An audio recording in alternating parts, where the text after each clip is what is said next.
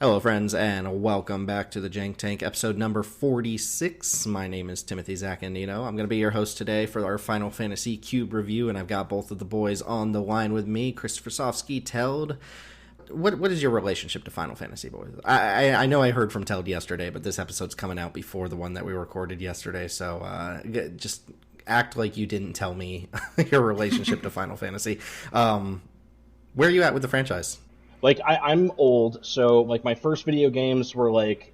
do either of you guys remember, like, the sampler, like, packs that they give you for, like, DOS games, like, out in public that have, like, dude. like, the first level of, like, 46 different, weird airplane the free games demo and stuff? for Exile 3 Ruined World was my jam. I love that game.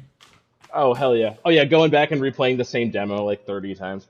Yeah, but anyway, like, in 97, I got my first console, and I don't know why it would have occurred to my parents to get me Final Fantasy VIII, or if I borrowed it from I can't even remember, but, like, it was one of the first games that I played as, like, you know, I was, like, 9, 10, and started developing a little bit of a brain, and, like, I kind of credit it with my obsession with, like, weird, esoteric RPG systems that are difficult to understand and maximize. Like, if anybody remembers the junctioning system from Final Fantasy VIII, it's super... And it was only uphill from there, because you started with the worst one. Yeah, well, yeah, I mean, like, for a night, anyway, like, I loved the game, I loved the story, I never finished it, weirdly. I played the first, like, 3 discs of it a ton of times, and then 10 is one of my favorite games of all time. Would you say you really forgot to finish it? What? He's going for the memory bit. Well, he wouldn't know that if he didn't finish it. Well, no, I remember there's like Skull is like, he's like imagining himself to be his dad or whatever. I need to go back and replay that game. Yeah. But anyway, I deeply love those games. 12 was okay, and then I just remember after they exited the turn-based era, I kind of like lost interest and moved on to other things. Mm-hmm. But Final Fantasy, it was formative in middle school and high school. Yeah, I've been playing. I started with 9, which I got in like 5th, 6th grade, and then I went back, played 7 and 8. I've still to this day never understood the hype on 7. It's a good game, but I've just never quite liked it as much as some of the other ones. 10 is my favorite game in the entire series. I've played all of them 1 through 14 in some capacity, except for 11. Which is the first MMO, but I have played 14, the second MMO. I'm in the middle of Storm's Blood, and I go in and out of that. Like right now, I don't have the game installed. I don't have my account isn't active, but I'll occasionally go in and I'll make some progress on the story because I keep getting assured that Shadowbringers is better than Heavensward. Which, if you haven't played 14, they do have a free trial up through Heavensward, and that expansion is actually really good. Is there a player base? 14? Yeah, it's huge. It's like the second most popular MMO. Behind WoW. Yeah, really? It might have overtaken. Okay. I know it overtook WoW for a minute. That is interesting because, like, the last time I was paying any attention to them attempting a Final Fantasy MMO, I think it was like 11, and it like failed miserably, right? 11 was pretty successful for a while. 11 succeeded for a while, and then it kind of died down, and they made 14. 14 did die. It failed miserably, so maybe that's what you're thinking about. They actually literally blew up the world and relaunched the game as a Realm Reborn, and they just rebuilt it from the ground up. Oh shit! And it's got a player base. Okay, I can't surrender myself to another MMO, but that does sound interesting. I feel you. The one good thing about 14 is it's more or less a single player game. Like there's only certain spots where you're kind of tasked, like sort of forced into group content. Like you'll have to go into a dungeon, but even then, like the dungeons you don't really have to talk to anybody to complete them. So like there isn't the forced social aspect of a lot of MMOs, at least through like all the normal content. So you can just play it as a story driven game for the most part. In any case, I've played all of them, including the really old ones. I didn't play the original version of 3. I've played the DS remake. 10 and 9 and 6 are probably my favorites in the series, though I'm also have a real soft spot for 5, which is probably the least popular game in the series outside of maybe like 2, which is one that very few people have actually played. 8 people don't like 8 either. No, 8's my least favorite maybe video game of all time, let alone okay, that's excessive, but it's a terrible game. It's a terrible game. And I'm not going to get into it. Yeah, I don't think 8's a great game, but I think it is a game that if you play through it once, it's fine. I do think it's the worst of that PlayStation era. I'm a PS1, PS2 era baby. Like from 7 to 12 is kind of like Same. Yeah. It's why I don't call myself a Final Fantasy fan, is because I don't actually like anything that came out after 12. Like, I've played 13 and 15, and they're not memorable to me. I don't care for them, and I haven't really played anything before 7 except for like 1 and 2 on the the Game Boy Advance or something like that. So I'm that PS1 era, and I am a 7 head. Like, I absolutely adore Final Fantasy 7. It is my favorite. 10 is right there behind it. 10 has a better story. I just enjoy playing 7 more. And then 9 and 8, I know 9 is beloved. People love 9. 9 has a fantastic story. It's got good things going for it. But I replayed it this year, and man, do I just not like that game. I don't like playing the game, is what I should say. If you could just movie it for me, or do they're working on a remake for it, I'll pick it up then. But like as a game, I'm just off of it. Like, it's just unfun. That's the one that was 3D but was supposed to look old school, right? It's the same as like all the PS1 era stuff where it's like, pre-rendered backgrounds, characters moving on top, stuff like that. But gotcha. It definitely was a throwback to old school Final Fantasy though, because it's more steampunky as opposed to like the corporofascism of 7 and like the weird militaristic, like futuristic military thing of 8. 8 was a little throwback to like it does have some steampunky elements to it, but I take your point. Yeah, I wouldn't describe it as steampunk just because it feels like a little more advanced than that. Like 8 was futuristic in a lot of spots, especially if you get to the end of the game. If you actually finish it, it's pretty futuristic. But 9 is very much in that old school, like it's medieval, but like there's airships kind of vibe is I guess what I'm getting at, which is like the original aesthetic of Final Fantasy. Okay, I have two questions. First, if I never played 7, which I never did, but I feel like maybe I need to engage with it if I'm a fan of the franchise, which I am. Would you recommend, like, this far on, would you recommend just like engaging with like the new Final Fantasy 7 content, or would you go back and play the original game? Because it looks terrible at this point. It's like so hard. Yeah, the thing is like, do you want the actual experience of the game, or do you want their substantial, like, the way I've heard it phrased is the remakes, and I've only played very little of them, but the remake Final Fantasy 7 games are kind of like if you took Kingdom Hearts and jammed it into Final Fantasy. Really? Okay. Because they make pretty substantial plot changes. They are I haven't played the most recent one, the second part of the remake, but they're doing something with the original source material where if you haven't played the original source material, you might not understand what's going on in the remake, which is very weird. Defeats the point of making a remake. But the problem with the remake is it's one of those games that, like, if you didn't grow up with it, you're not going to have an appreciation for it going back to it 20 years later. Like, it's just going to be like, this looks terrible, blah, blah, blah. Like, the reason I enjoy it is because I played it when it was fine to have graphics like that, and I have nostalgia for it. But having no nostalgia for it, I can't recommend it to people. But yeah, we should. I'm gonna have to cut this short because we're 8 minutes into our Final Fantasy Magic the Gathering review, and we had to stop talking about Final Fantasy to get the recording started, and then we just immediately got just talking extensively about Final Fantasy. Okay. Like if I don't cut it here, we're just gonna keep going back and forth about Final Fantasy games. Well, you asked us what our relationship with Final Fantasy, which is such a broad question to ask a nerd, like especially a nerd in our age range. I was going for the 2-minute TLDR, but you're talking to Magic players, dude. Like we get going, and there's no stopping. Tim, you're the host. You need to anticipate us. You're right. I'm failing as a host here. So I'm gonna buckle down here. I'm gonna really tighten the leash now. Let's get into the Magic part of this review for the people who are still here. We're going to be reviewing Final Fantasy, the Universes Beyond set for Cube.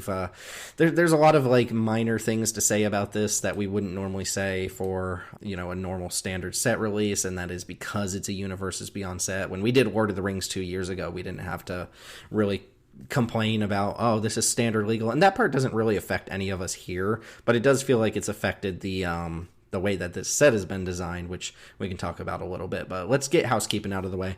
Remember, the best way to support Jank Diver Gaming and the Jank Tank podcast is to join our Discord server. Come draft with us. Give us your feedback. Let us know what you're excited about from Final Fantasy IV Cube. The Discord is a great place to hang out with like-minded individuals and talk about Cube, Retail Limited, all things Magic. You can find links to our Discord server wherever you're listening to this podcast. We host tons of scheduled drafts throughout the week. We have our Peasant Cube on Saturday nights, our mainline Jank Diver Cube on Sunday nights, our F&M style drafts on Fridays where the players vote on a cube to play, and we have various guest cubes created by members of the server throughout the week, so there's always plenty to do. You can find our socials on Twitter at JankDiverGaming, which I'm gonna be honest, I'm I'm trying to do everything I can to not be on Twitter these days, but youtube.com/JankDiverGaming, and you can find Teld streaming on twitch.tv/TeldTalks. I also believe I saw Teld post on his own personal YouTube channel, the 100 Ornithopters Cube. Or no, was it the Baubles Cube or was it Ornithopters? Yeah, I posted a new video for when we played Illuminus's Peasant Cube and the 100 Ornithopter Cube. Those just happened to be 2 times I was recording, but spoiler, I 3-0'd both of them. Whoa. All right. Well, no reason to check out those videos anymore then. Okay, so no single card discussion for, these longer review episodes, which actually this one's going to be a little bit tame compared to the Peasant one. Not that there aren't good cards to talk about. There's just maybe about half as much to talk about here. I don't know, Chris, it sounded like you didn't really follow spoiler season, but man, what a drag this spoiler season was. It was spread out over 3 weeks instead of 2, and they had already revealed a lot of the really interesting cards ahead of that schedule already. So it was literally here's 3 cards on Monday, here's 4 cards on Tuesday, here's 2 cards on Wednesday. It was Jesus Christ. We didn't even get the classic end of the week. Here's 50 commons for you to sort through. And they previewed literally every card. There was no common dump at the end. Well, it's pretty amazing because you guys, I'm sure you remember the era of when they started doing spoiler season so fast. It was oh my god, they're giving us everything so quick, and now they've got us accustomed to it, right? So this is just I like the 2-week system that they had up to this set. It's here's 15 cards a day, there's 1 or 2 exciting things in there. Yeah, I really also just hope they keep doing the common dump, because I think that's by the end of it, they're out of steam, but then the common dump, you can sort through and see if there's anything. Occasionally you'll find a diamond in the rough. It feels like we're really getting to sort through some trash looking for treasures. And I always count on you guys to find the diamonds in the rough on the common dump. So I always ask Teld, I'm okay, did we get a better Doomblade than we're supposed to have in that dump somewhere, or whatever. Yeah. Anyway, sorry. Yeah. What were you saying? We really blew our load early on this, though, because Sephiroth was spoiled on day 1 or 2 and is just heads and shoulders above every other card in the set. Yeah, that's the S tier card that we're going to talk about today. Spoilers, not that everybody didn't already know that, but a couple things to note here. So, this is a standard legal set. It feels like maybe they toned down the power level of the whole set because of that, though I'm not sure I agree with that sentiment, because they've been working on this set for 4 years, and I imagine a lot of this set was either designed or even completed before they even made the decision to make it a standard legal set. Okay. That was announced last year, but they've been working on this for 4 years. So a lot of this was locked in, I'm sure, before that decision was made. So I feel like this was a very Lord of the Rings style design where they were intending it to be mostly commander stuff, and it feels like that. Yeah. This is the set that has the most legendary creatures of all time, almost 200 between all the reprints and stuff. So there's a lot of commander forward stuff here. There's a lot of we're trying to hit story beats from the Final Fantasy games. So here's a rare that you would never play in a million years in limited or cube or whatever, but it's telling a story mode. There's a vehicle tutor in this set, and it's just whatever, no one cares. Maybe for standard that matters because of Ether Drift leading into this, but it's just there's a lot of stuff like that where it's here's a character, here's the design of it. You're not really supposed to play this card. It's just the flavor of this set is so unbelievably good. It's fantastic. Actually just yes. It's everything I wanted from this set. Power level, I think by the end of spoiler season, I was a little higher on it. I think we can get to this as we move along, but it felt like it was definitely low power for a while, but I think they were trying to avoid a one ring situation where they print a card that just completely breaks multiple formats and it's basically impossible to effectively reprint. Yeah, there's no Bowmasters here, there's no one ring, there's no Palantir, there's no one mana land cyclers. I think they intentionally tried not to make this as broken as Lord of the Rings ended up being. Logistically, they're covering every game from 1 to 16, only numbered games, so no Final Fantasy Tactics in here, unfortunately. That's the real best one, everybody knows. That's the real best one, but I've never played it. If you're into tactics games at all, check it out. It's top tier tactics games. I don't really even like that style of game, but it's got a really good story to back up the gameplay, which is also really good. But the bonus sheet, I don't want to spend too much time ranting, but my least favorite part about this set is the bonus sheet. It's going to bring new cards to Arena. That's always the fun part about bonus sheets. But the cards look like shit. They look terrible. Not that the art that's on the bonus sheet cards is actually bad, but the idea behind the Through the Ages bonus sheet was they took concept art that already existed, or they took, character models that already existed, and they didn't have a new artist come in and illustrate the art. They just took art that existed and put it on these cards, and then slapped this really terrible font on top of the full art as well. So the cards, as Magic the Gathering play-in pieces, look like dog shit. They look terrible. There are a lot of hyper powerful cards on the bonus sheet, but that's another one of my complaints, is that this bonus sheet is not here to serve the limited format or to serve the constructed format or anything. The bonus sheet is literally here just to reprint a bunch of powerful commander cards. It's all partners. It's literally like someone went to EDH Rec and looked up top 30 commander cards and just printed them all onto this bonus sheet. So I think it looks terrible. I think the card choices are really dumb, and I'm not a fan of oh, I'm playing this new Final Fantasy set and I just lost to Yawgmoth, or I just lost to Bolas' Citadel or whatever. It just feels stupid to me. But we are going to talk about the cards from the bonus sheet that are relevant for Cube, that are new to Arena. So we're not going to hit our brainstorms and our counter spells and our lightning bolts on this one, because we've already been playing with those cards on the client. So a couple new additions coming in from the bonus sheet, and I'll rant about that a little bit more towards the end. Do we want to blast through these set mechanics? Yeah, we've got the funny thing about it is there aren't really any complicated mechanics here. It's not like Lord of the Rings, where there was a bunch of repeat mechanics and this and that, and then it was the one ring that we have to spend 15 minutes figuring out how it works and the implications. The mechanics here are mostly all just very straightforward, even the summons. So I guess the only returning mechanic is Adventure. I mean, there's a bunch of one-off mechanics. They've been doing a lot more cameo mechanics. There's a card with Devotion to Red in the set. There's a card with Hideaway in the set. Yeah, the kicker stuff. They've been a lot more liberal lately about cameo mechanics, and I think that's really cool. But as far as actual mechanics, Adventure is back on a cycle of lands. I think it's the first time we've seen adventures that are lands, which is kind of cool when you think about it, because it means your adventure is always drawing you your next land drop, which is neat. Which would be cool if they weren't a bunch of 5 and 6 mana spells. The cards are pretty bad. There is one I'm excited about that you guys are gonna blast me about, but I have a case for it. What else do we have as far as new mechanics go? So did you mention Job Select? Nope, just adventures. It's a living weapon, makes a 1/1. We love these mechanics. The equipment that come with their own body, those are great. Tiered's the other one. It's basically in Final Fantasy, if you've played it, the spells kind of level up as you progress through the game, and they go through these different tiers of spells. So you'd have Fire, Fire-Ra, and Fire-Raga. And so they kind of replicated that for that, and the limit breaks, which are the special finishing moves that characters can do. That was more of a peasant mechanic. I don't remember if there's any here that we're going to be talking about. There might be. I don't think there is. There's only 7 cards in the set with tiered, and I don't think any of them are going to be discussed here today. I'm going to skip this to the end. There's towns, which doesn't matter. They're guild gates. With no payoff.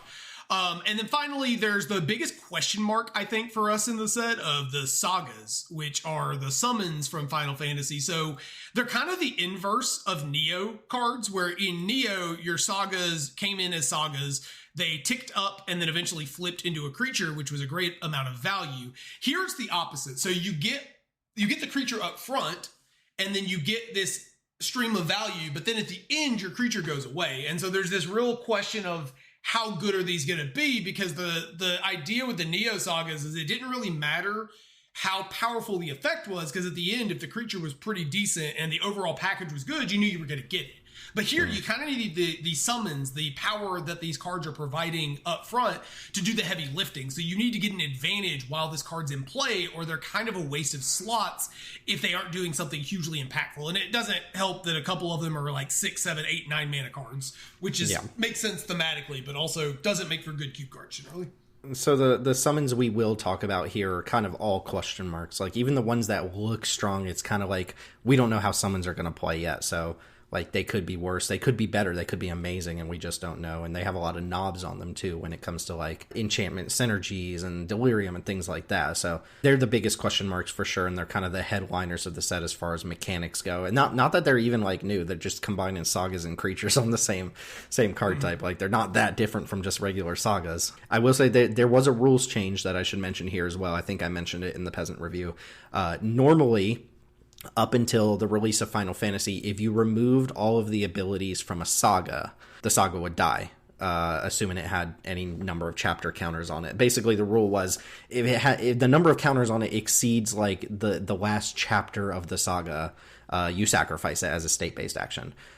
So if a saga lost its abilities, it had no chapters, and then, you know, even one lore counter was enough to exceed having 0 chapters. So it would just go away. You know, that's why Blood Moon would kill Urza's saga. It would turn it into a saga with no abilities, but had lore counters on it. They changed it recently, actually, with the release of this set. They changed the rules so that if you remove the abilities from a saga, it just stops working. It sits on the battlefield still. It just doesn't gain any more abilities.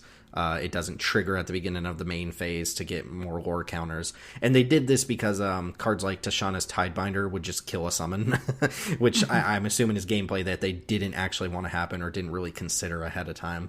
So if you slap Unable to Scream on a summon, it will not die. It will just sit there as a vanilla creature with some lore counters on it.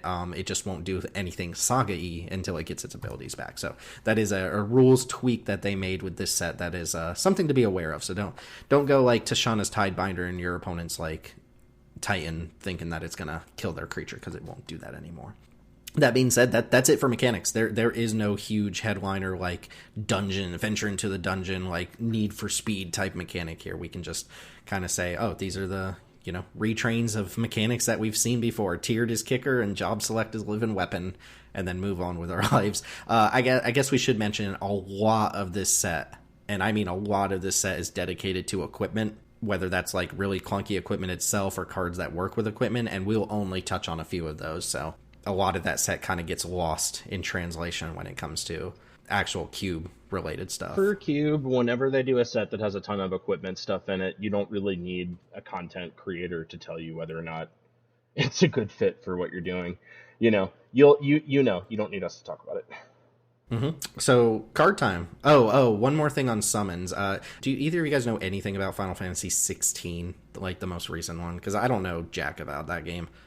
I've heard it's good. I've heard it's better than 15 was or 13 was, but I haven't really played it. I know that the main characters, or like the cast, like turn into summons, or like the summons are bound to them in some way, and so I don't know like what the mechanics of that are, or like why that is, or anything like that. But I do know that is the case, that like there's a whole thing with like people gaining the power of summons and turning into... My friend Justin highly recommended it, and he's kind of like a Final Fantasy traditionalist. I think the story really is, if you're like a quote-unquote Final Fantasy traditionalist, they're just never going to make another game that does what you want it to do. Like, that era is over.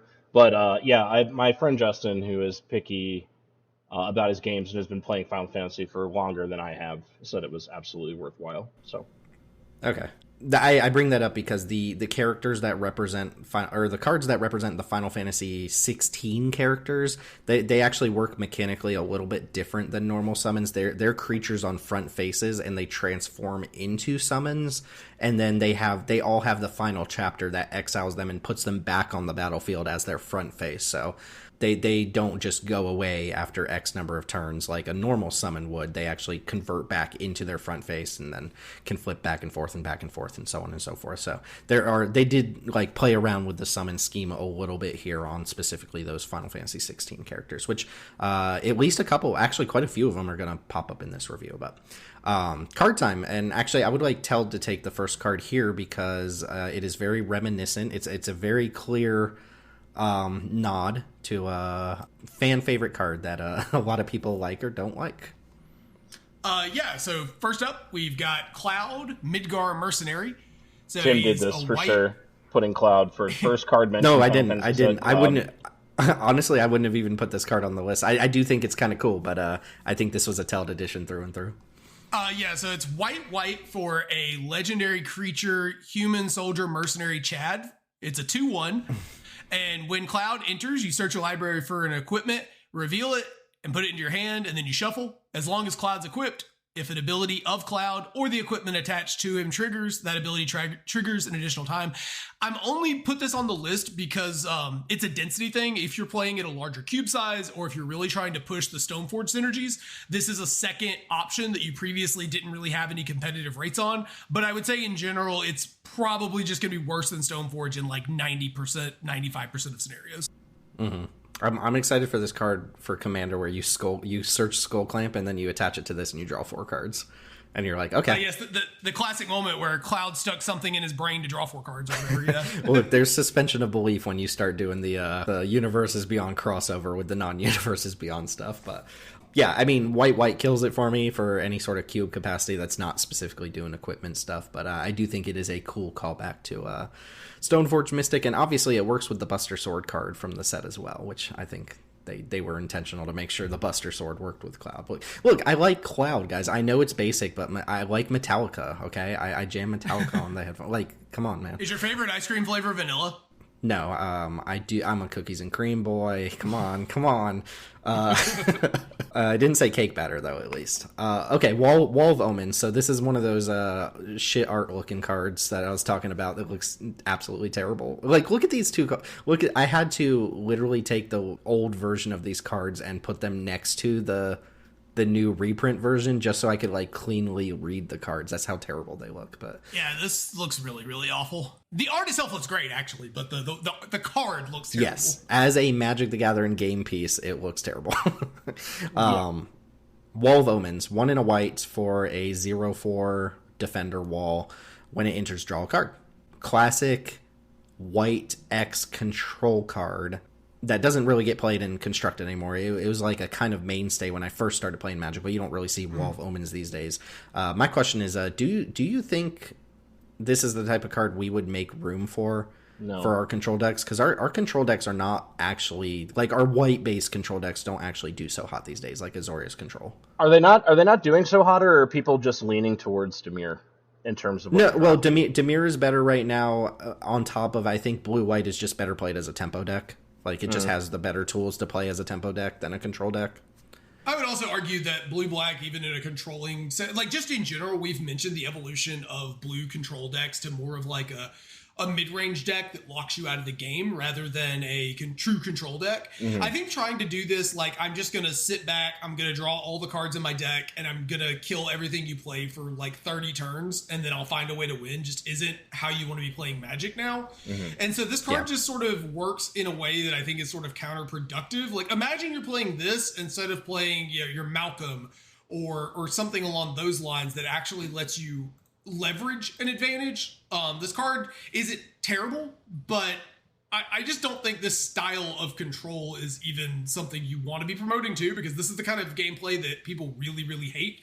You know, at least the current control decks, like, once they've won the game, they actually do kill you. And so that feels bad in the sense of, like, your control opponent actually killed you, but also the game is over, right? Yeah, I'm not, you guys know I'm not a fan of, like, the 0 power blocker. Like, I never have been, like, at any point in my Magic career, the 0 power, like, this is going to soak up damage, because people just get to run you over with attack triggers and Adeleines and Goblin. Like, they don't even care that you have a blocker. They just get to build up board advantage. Even if we were looking for this sort of effect, which I don't think that we are, you know, I think even in, like, a controlling deck, I wouldn't mind just running, like, Spirited Companion over Wall of Omens. It's not going to, quote-unquote, soak as much damage, but... I think I agree, yeah. But like, I mean, just the ability to trade it off for, like, a 1 toughness, 2 power creature is probably... I think you guys maybe are getting a little far for my... I'm not willing to go that far. I think I'd play Wall of Omens over Spirited Companion in, like, a true control deck. Oh, no, for sure. No, I'm talking about, like, when competing for a cube slot, right? Oh, like, okay, when competing for a cube slot. Yeah. Okay, gotcha. Sorry. I thought you meant in a control deck. No. I'm saying, like, Wall of Omens is clearly better there, but, like, it's not so much better there. Right, it goes in one deck versus Spirited Companion going in 4 decks. Okay, I get what you're saying now, and I agree with that. Sorry, I misunderstood what you were saying. No. I could see why you would come to that conclusion, because the way that I was sort of presenting it. But the other thing is, like, we don't run Ephemerate or Soul Herder anymore, so this isn't part of any Blinky sort of package either, like stalling damage to get your engine your creature engine setup type stuff. This is a man without a country for us, and like honestly, in higher power cubes, I got to imagine you have better options than this. Yeah. Yep. Yeah. You know, as the saying goes, there's no cube slots for old walls. Yeah, I think that's about all that can be said about that. Yeah, and if you're on Spirited Companion, get on that split skin doll tech, people. That card does card's pretty good. Okay, real Magic the Gathering cards. Something exciting to talk about here. So first kind of like banger card, I think. Maybe not banger, but like almost banger, is Dion Bahamut's Dominant. This is one of those FF16 guys. So this is 3 and a white for a 3/3 legendary human knight noble. During your turn, Dion and other knights you control have flying, and when it enters, you make a 2/2 white knight creature token. So it's a 4 mana for a 3/3 and a 2/2, which will have flying on your turn. You can pay 4 white, tap it, exile it, and then return it to the battlefield transformed as Bahamut, Warden of Light. Notably, you can only do that at sorcery speed. Bahamut, Warden of Light is a summon. So it is a saga creature, a legendary enchantment creature, saga dragon. These type lines are insane. Chapter 1 and 2 both say put a +1/+1 counter on each creature you control. Those creatures gain flying until end of turn. And then Gigaflare, Chapter 3, destroy target permanent, exile Bahamut, and then return it to the battlefield. So this is one of the ones that I was talking about that returns back as the front face instead of just sacrificing permanently. Yep, and then you'll get the 2/2 knight. So, and by the way, when you transform it, it does not have summoning sickness coming in, right? Because it's the same card on board. It does. You exile it, and it comes in with summoning sickness. Okay. Oh yeah, no, exile it. Yep. Okay. Gotcha. Yep. Some of the double face cards in this set actually don't do that, so they will get to attack right away. But all of these summons exile themselves and then return to the battlefield. That makes sense. Otherwise, this would be even crazier. Well, it would also be worse if you ever flip it back, which I assume this is never happening, right? You're winning the game. The game is going to be over before this flips back, right? It's like those March of the Machine Praetors with like Vorinclex has a saga on the back of it, but you only see it once every like 20 games or something like that. Well, usually it's because when someone activates it, the other person just scoops because you can see where it's going. And I assume this is the same situation, right? You're going to activate this, all your creatures get +1 in flying, and you kill your opponent. Yeah, it's like the Elspeth. It's a little bit worse. The Elspeth is insane. The Storm Slayer, because that actually gives you flying up through the end of your opponent's turn. This one's a little worse, but it just does it for free 2 turns in a row. I mean, I like the idea of just 4 mana for 5/5 worth of stats across 2 bodies, and it has flying on your turn. And if you happen to have other knights, like Adeline's a knight, right? Like, you get to jump that up into the air as well. So that's not insignificant, but I mean, I think there's enough stats across this, and then you do have the kind of like expensive mana sink mode of I'm going to jump my team into the air and hit you for a bunch of damage. Yeah, so one thing I really like about these designs is something that, as I've played more with Huatli, which is a card that I'm a huge fan of, I've noticed is, all right, so first of all, this is a value card, right? It's like a better Call of the Cavalry type card or Gallant Cavalry that, 4 mana, 2/2/2s you get every set. I did miss on my first pass. I thought this was a little underwhelming, but I missed that he himself gets flying, so I thought only the 2/2 got flying, and 5 power worth of flying is a lot better than 2 power worth of flying, as it turns out. But the thing I like about this card, as I've thought about it, is this activated ability really won't get used that much like Vorinclex and Huatli. You don't actually use it that often.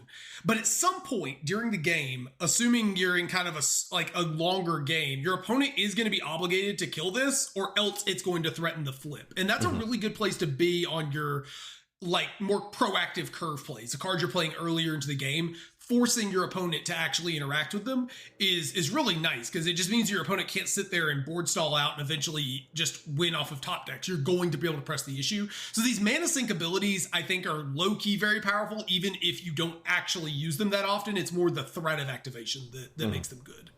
Yeah, I mean, this is front-loaded on the stats, kind of like a Blade Slicer style creature. But like you said, 5 points of flying in the air. That's good, so... I'm not really even evaluating the back half of this card very much, but it does exist. It's not 0. I'm sold enough on the front half that the back half is just all gravy.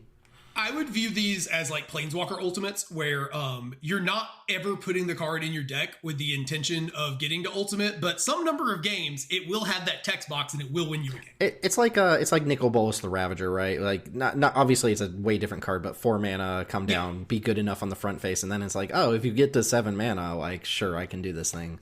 Okay, so next card, another atrocious bonus sheet card. Also, there's so many like commander forward cards on the bonus sheets that it's kind of like a little weird to read them. But this is a not for us card. I do, however, want to mention it because I think it's very powerful. So a Chroma's Will, or in this case, Blessing of the Oracle, is 3 and a white for an instant. Choose one.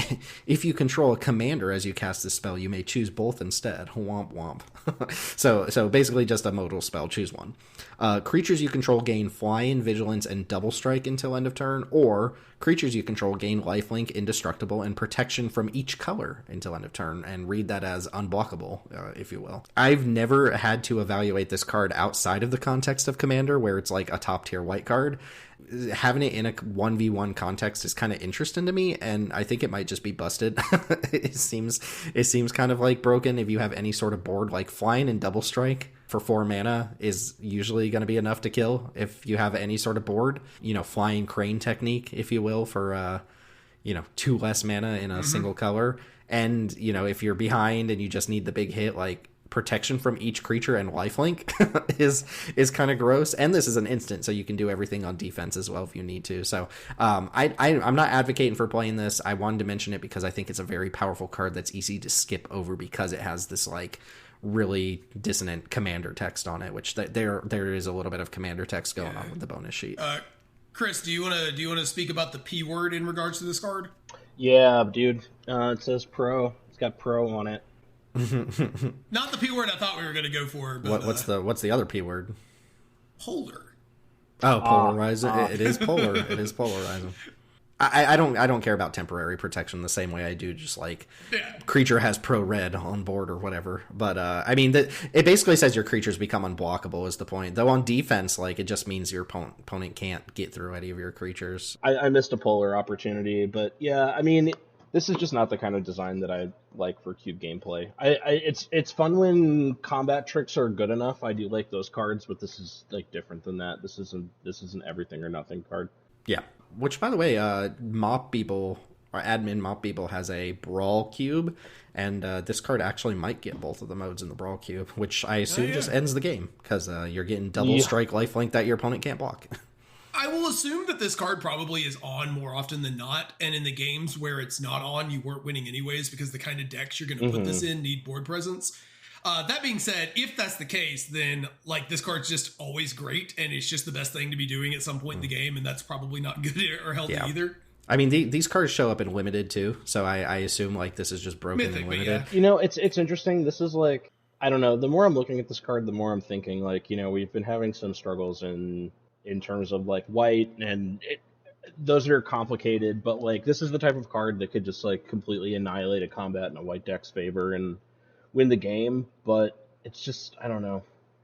Like but the question I guess we're running up on with white in my mind is like, I don't think we're there yet, but how many virtue of loyalties do we need to put in the cube until like white just has all power outliers? All these cards just kind of invalidate so many game states, and we've got a bunch in because white needs the help like the white creature decks do.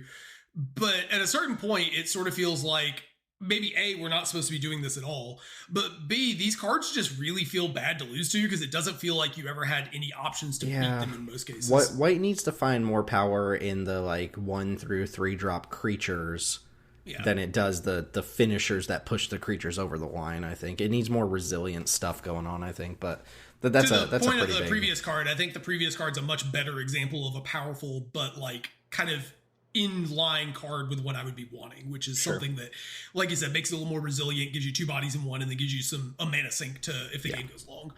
This is the kind of card that just like, it's gonna, even the lifelink mode, like that's probably the most dangerous mode, right? Is like you're going to, your opponent thinks they're gonna win, and you're like, all right, well, everything's indestructible, and I can block everything. I gain 26 life. Yeah, like... Okay, well, let's move on from there. A powerful card, obviously, it's very hokey to have that sort of like these cards in 1v1 setting. It's just a little weird anyway. But next up, one of the ones I think is a slam dunk white card is Ultima. I guess this is the Final Fantasy 14 version of Ultima that Teld will reference in the upcoming Peasant Cube. So 3 white for a sorcery at rare, destroy all artifacts and creatures and end the turn. And for anyone who's never played a, Sundial of the Infinite end the turn card, what that means is you exile all spells and abilities off the stack, which includes Ultima. It exiles itself, and then the turn just ends. Like, there are no, at the beginning of the end step triggers, any death triggers that happen from the creatures that die get exiled off the stack. The turn literally just ends, nothing else happens. If for some reason you're able to, like, instant speed this with a Teferi or a Quicken type effect or something like that, it'll end your opponent's turn, which is insane. But just as a Wrath, I think this is very cool. First off, it picks up artifacts, which is starting to matter more and more and more when you have cards like Corey Steelcutter, you know, kind of tearing up the battlefield, and Chainsaw sitting there, and Reckoner Bankbusters and Smuggler's Copter. Like, it picks up all of those, destroys them as well. And then end the turn means if you're playing against, like, if you're a control deck that just needs to sweep the board and you're playing against, like, a Blood Artist Aristocrat style deck, they don't get any of their triggers. All of their death triggers are just removed from the stack. If you're playing against a deck that has a lot of flash threats, they don't get to flash in a spell, right? Because if they flash it in response, it dies to Ultima, and if they let it Ultima resolve, they don't get a window to flash in their threat, so it's good against those as well. Though I guess not specifically Avacyn. 5-mana Avacyn gets around this. But I like that this picks up artifacts. I think that's becoming more and more and more relevant as we start getting, like, very powerful equipment and things like that. And, you know, getting over a lot of death triggers and stuff like that, I think is very relevant as well. So this, I've mentioned before, I want to see Wraths that are better than Day of Judgment and Wrath of God, but not as strong as Sunfall or Farewell or whatever. And I think this actually nails it for me.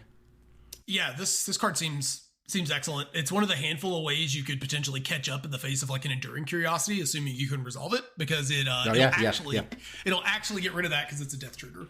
So yeah, there's a lot that this is going to stifle, and I suspect that this is the kind of card that's going to lead to some awkwardness as people get used to it, where people forget that ending the turn causes XYZ to be relevant. Like, you know, you remember you have to uptick your Planeswalker before or play your land drop. So play your land drop first. Play your land drop. Yeah. So, like, one of the common lines with Wraths, historically, it's like you Wrath and then you activate your Planeswalker to put some stuff into play. And so you can't do that. So there is a little bit of tension with some of the, like, traditional styles of play, but I think this card's really good. So you guys think the ending the turn and catching artifacts has enough use cases and enough different scenarios that adding 1 mana to this versus, like, a Wrath of God is worth it? I think so. Yeah, I agree. Also, we're not on, I just want to point out, Chris, that we're currently on Spectacular Pileup, and this is almost certainly better than that. Well, my viewpoint on Spectacular Pileup was the thing that makes it great as a 5-mana Wrath is because you can cycle it.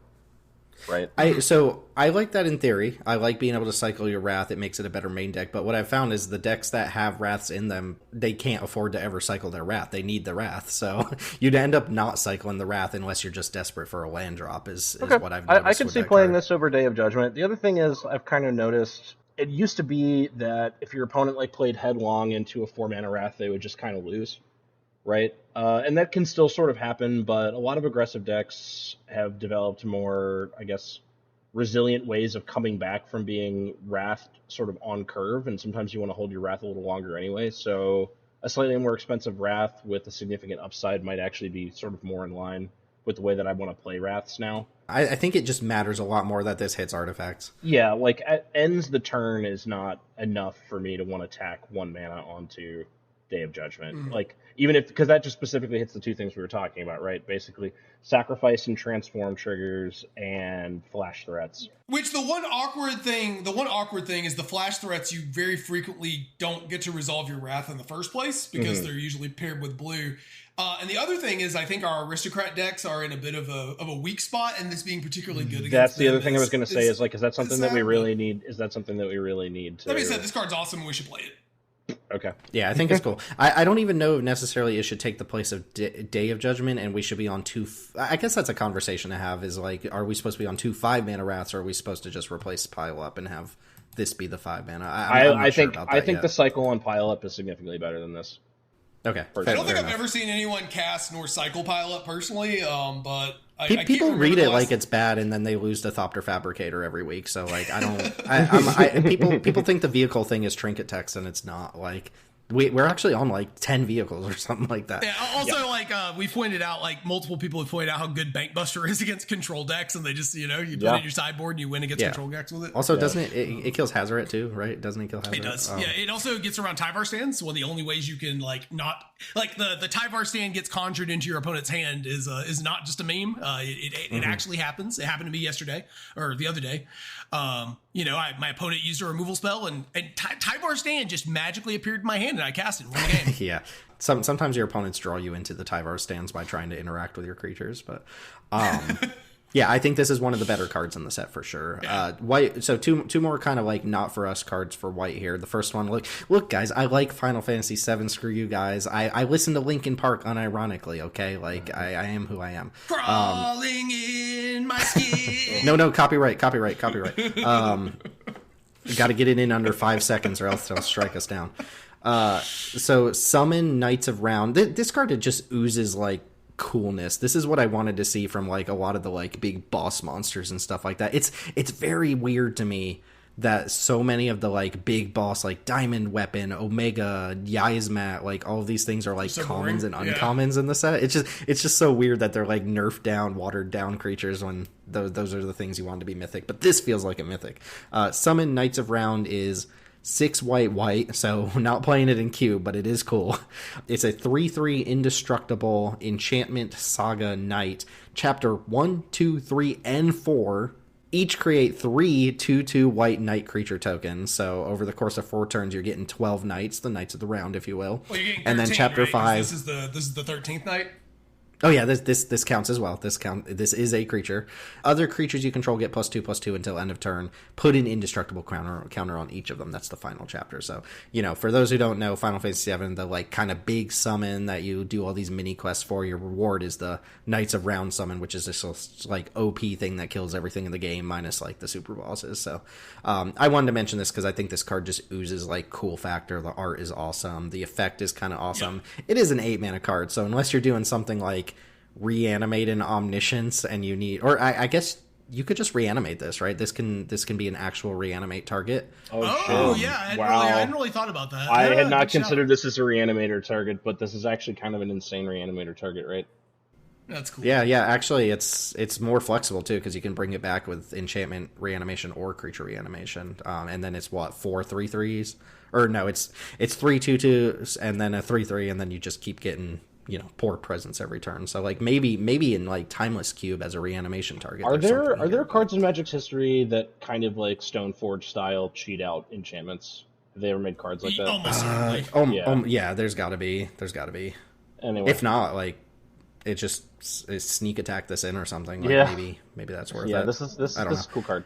It's very cool. That's all I wanted to say is I think the card is very cool and reminds me of the Knights of Round from Final Fantasy VII. So excited to see that one, though we're not going to be playing it anytime soon in our cube. Mm-hmm. Teld, close out white with C-Snid here. Yeah, so C-Snid is Machinist Arsenal. It's 4 and a white for an artifact equipment with job select, so that makes a 1/1 and equips this to it. Equipped creature gets +2/+2 for each artifact you control and is an artificer in addition to each other type, and you can equip it for 4 mana. So, if you want this, if it's good in your cube, it's going to be amazing. If it's not, it's C-Snid.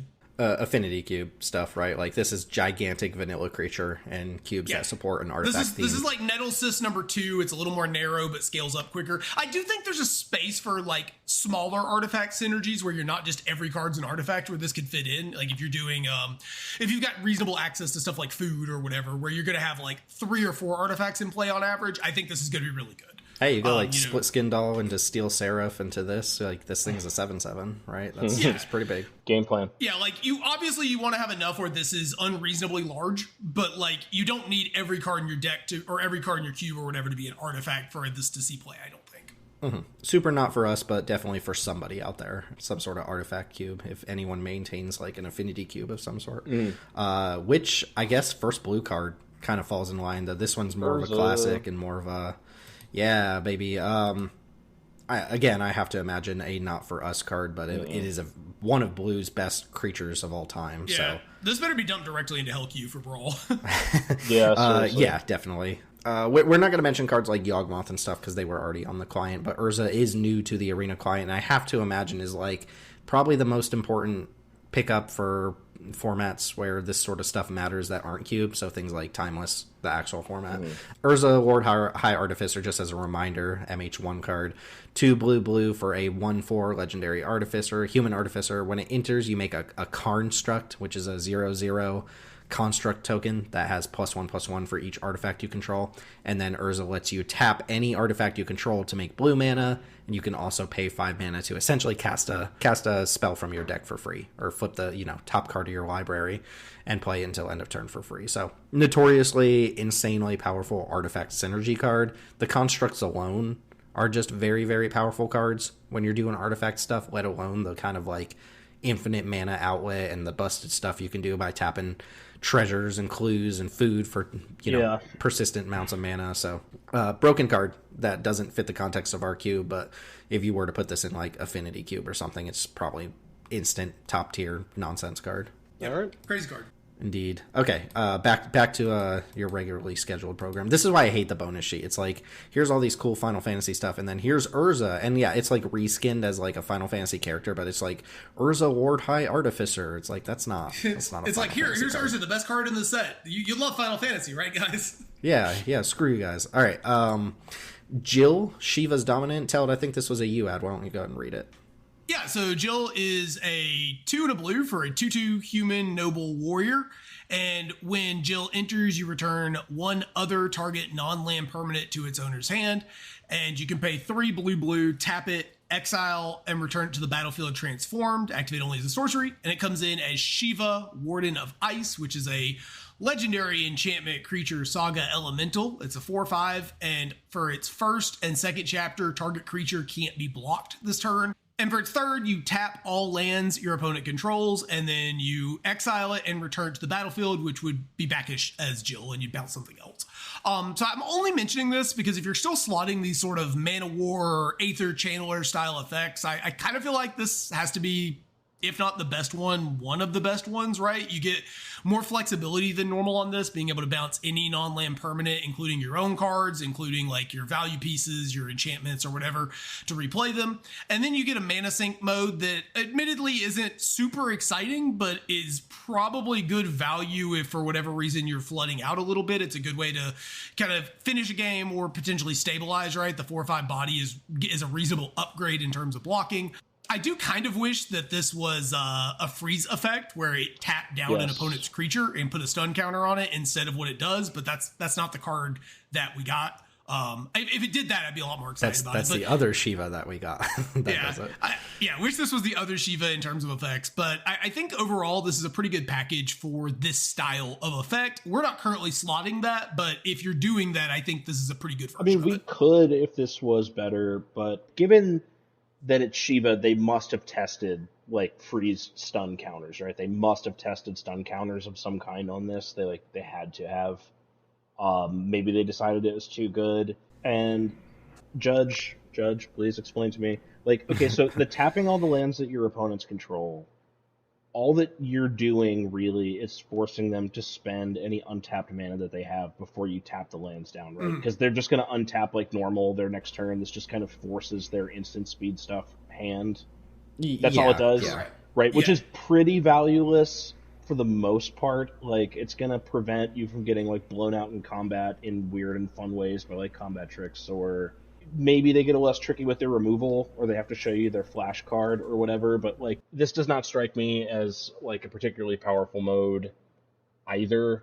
Like, I honestly do wish that 1 and 2 did something like a little bit more impactful, like tap something down and put a stun counter on it or something, because otherwise I would be kind of banging at the bit to play this card, like, because I like this style of effect, but like the 5 mana for the back half just does not feel good.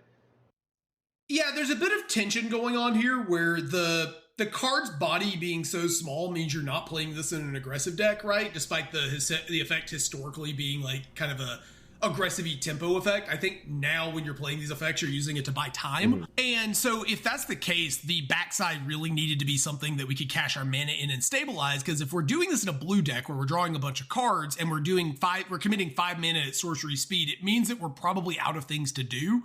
And that means we need something that can actually get us back in the game. So I really wish this generated either some card advantage or impacted the board in some way or something like that. Maybe they tested it and it was too good, but it feels like this one was one that's really close to being awesome.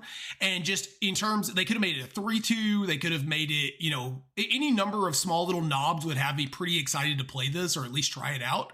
And I feel like they just came up a little bit short on basically everything except for the bounce effect, which I do think is, again, the main reason you're putting this in your cube and is quite good. Well, yeah, I mean, we're past the time where Mana War is a card that actually excels. Like, even the flexible Mana Wars usually, like, you get in these board states where it's like, well, if I bounce that thing, it has haste, they're going to attack me. If I bounce that thing, it has an ETB. Like, you do. Yeah. Mana Wars are, like, past their prime, though they can still be effective on some boards. I bet they didn't want to push this too much more, because once it transforms back, you get to bounce another thing, too. So it could be really annoying if, like, this was drawing you cards or doing something on top of just bouncing a creature every 2 turns or every 3 turns or whatever. And it does give you, like, unimpeded attacks. It's basically a 4-power unblockable, on the turn after it transforms. So I get them not wanting to push this more. It does feel like the package of effects here is, like, a kind of powerful card. You do run the risk, though, of, like, paying 5 mana and they shock this in response. You get nothing. Right? Yeah, it's just a bummer because, like, I like the Mana War concept. And I think that this is, like, a cool way to try to get a Mana War to contemporary rare print Magic power level.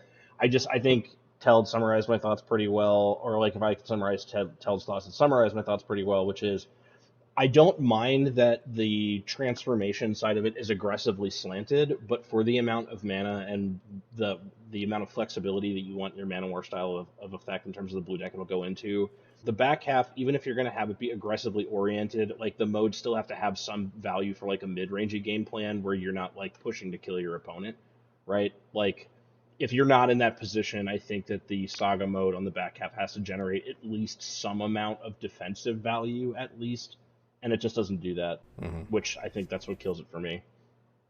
Would you be interested if this was Reflector Mage text? That would be so much better, right? It would also kind of match the Shiva text a little bit of, like, freezing the card in your opponent's hand. I think that would drive people nuts, but yes, I would like it. Yeah, have they ever revisited the Reflector Mage text? I don't think they have. I don't think they ever. Yeah, that card was banned in Standard. I was surprised if we ever do see that text again. That just, even if it wasn't powerful, it's still annoying. It's been like 10 years. Come on, give me another Reflector Mage. That would make this card so much more interesting. But Teld, what's going on with Matoya? Matoya Archon Elder is a legendary creature human warlock from Final Fantasy XIV. I don't recall this character. Actually, wait, maybe I do recognize this character. Anyways, it's 2 and a blue, and whenever you scry or surveil, you draw a card, and it's a 1/4, so Horn Turtle stat line. I mostly wanted to mention this because it's a pretty nifty, like, value piece for lower power cubes, and it does make your surveillance draw cards while they draw cards, which is a nice little synergy.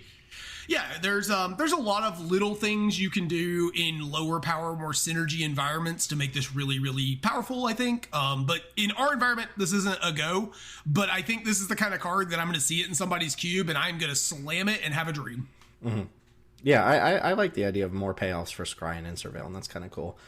There's some commander cards that do it, but turning opt into a draw 2 instead of a cantrip is pretty spicy. For us, no, definitely not. But for somebody, maybe. Yeah, cool card. What's kind of sick is this with something like Viscera Seer, where you can just surveil or scry a bunch of times in one turn. Sure. Yeah, it's not once per turn either. You can do this for every scry. I added this one last minute. I keep waffling back and forth. Unfortunately, someone had to point out to me that it's not an instant, it's a sorcery, which kind of dampened my interest in the card a little bit. Also, here's Chris's key moment from Final Fantasy VIII that, like, this is like one of the most panned things in Final Fantasy ever, was this big reveal in the game. Spoiler alert, they're all from the same orphanage or some shit. Spoiler for 20-year-old games. Yeah. Anyway, the card is Memories Returning. I feel like we could have workshopped that name a little bit more. But 2 blue, 4 mana for a sorcery. Reveal the top 5 cards of your library, and then put one of them into your hand. Then choose an opponent. They put one of them on the bottom of your library. Then you put one into your hand. Then they put one on the bottom of your library. Put the other into your hand. It just reads so silly. And then it has flashback of 7 blue, which in my opinion is basically like not having flashback. But very, very excited about this one. I thought it was an instant because why wouldn't it be an instant? But it's a sorcery. So basically the idea here is you reveal 5 cards. You pick the best one. You put it in your hand. Your opponent picks the next best one, and it goes away to the bottom of your library, and then you pick the next best one, and then you get that as well, and then you get the worst card from the pile because your opponent gets to pick next. So it kind of goes you, them, you, and you get 3 cards, including the best card of the bunch, which I think is the kind of quote-unquote selling point for me, if you will. The reason I mention this, we really like instants. We like our blue section being instants, but I think Memory Deluge is kind of like on the outs these days. Like the whole 4-mana draw 2 is on the outs these days, unless it has some sort of bonus text like a Meringue River Prowler. are we on the Meringue River guy being better? Meringue River Region's awesome, yeah. Oh, that card's fantastic, yeah. Tim, I have a question for you. What if instead of paying 4 mana to get the best card, the third best card, and the worst card, you could pay 3 mana and get the 2 best cards? Okay, so that's the reason I added this to the list is because we kind of all missed on Stock Up, which is still a card that's not in our cube that should probably be in our cube. It's a sorcery is the problem when so much of our blue section like revolves around doing stuff at instant speed. But Stock Up is like one of the best card advantage tools ever printed, ever, like period. I firmly believe it's better than Dig Through Time. I'm a firm believer of that. Stock Up being the look at the top 5, put 2 in your hand for 3 mana. This being 4 mana, get an extra card with some extra little like flavor stuff tacked on. So like I would advocate if you're going to play sorcery speed draw spell that's just like drawing a bunch of cards with selection, then play Stock Up.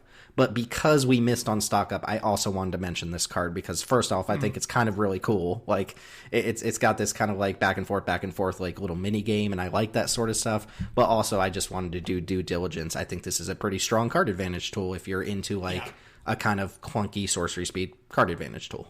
Yeah, and just to go to revisit Stock Up for 1 second, because we didn't do it in our spoiler episode, because I think everybody missed how good that card was going to be. The thing with Stock Up is that I think we missed it just because we see the word sorcery and kind of our eyes glaze over because we're just, like Tim said, we're so conditioned to sorcery speed effects just not being good enough that sometimes they just push the rate on those cards so far that it's like, okay, well, I guess we're playing this regardless.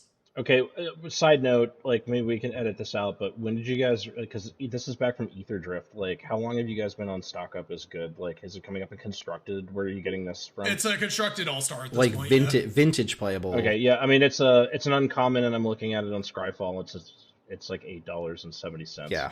So here's the thing about Stock Up that's a little strange is I think Stock Up is better than almost every draw spell we currently play, but our section is so like I think it's so much better than Brain Surge, for example. Maybe not so. Brain Surge is pretty good. No, I shouldn't say so much better. I think it is better than like Dig Through Time, Brain Surge, but since so much of our blue section is like instant heavy, flash heavy, I don't know if it's a better fit, which is why I haven't gone out of my way to be like we should be on Stock Up over blah blah blah. And no, we actually have it. We have it in the Jank Diver cube right now. Is it in Stock Up's in the mainline cube? Oh no! I thought I put it in the maybe board, and it put it in the main board. My bad. I literally just did that. I was going to put it in the maybe board so we don't forget.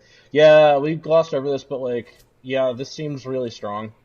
Yeah, I mean, we should, at the bare minimum, we can replace Dig Through Time. We can talk about this later, but Memory Deluge and Dig Through Time don't draw cards. And, like, I think Dig Through Time is starting to show its age a little bit, even though it's still kind of powerful. Stock Up is just Dig Through Time, except instead of being an instant and sometimes costing 8, or a lot of times costing more than you want to pay, it's just you always pay 3. Yeah. Which is and another reason we didn't add it to, like, our Peasant Cube is it doesn't literally draw cards, so it doesn't trigger your Thopter Fabricator, your Mischievous Mystic, which is a little bit of a downside as far as synergy goes, but on raw like card advantage, card draw, card selection, I think Stock Up's great. And as for this new card, maybe I can advocate for the Tonk method here, but I'm super like not into stupid little selfie on the art. But yeah, I wanted to mention it.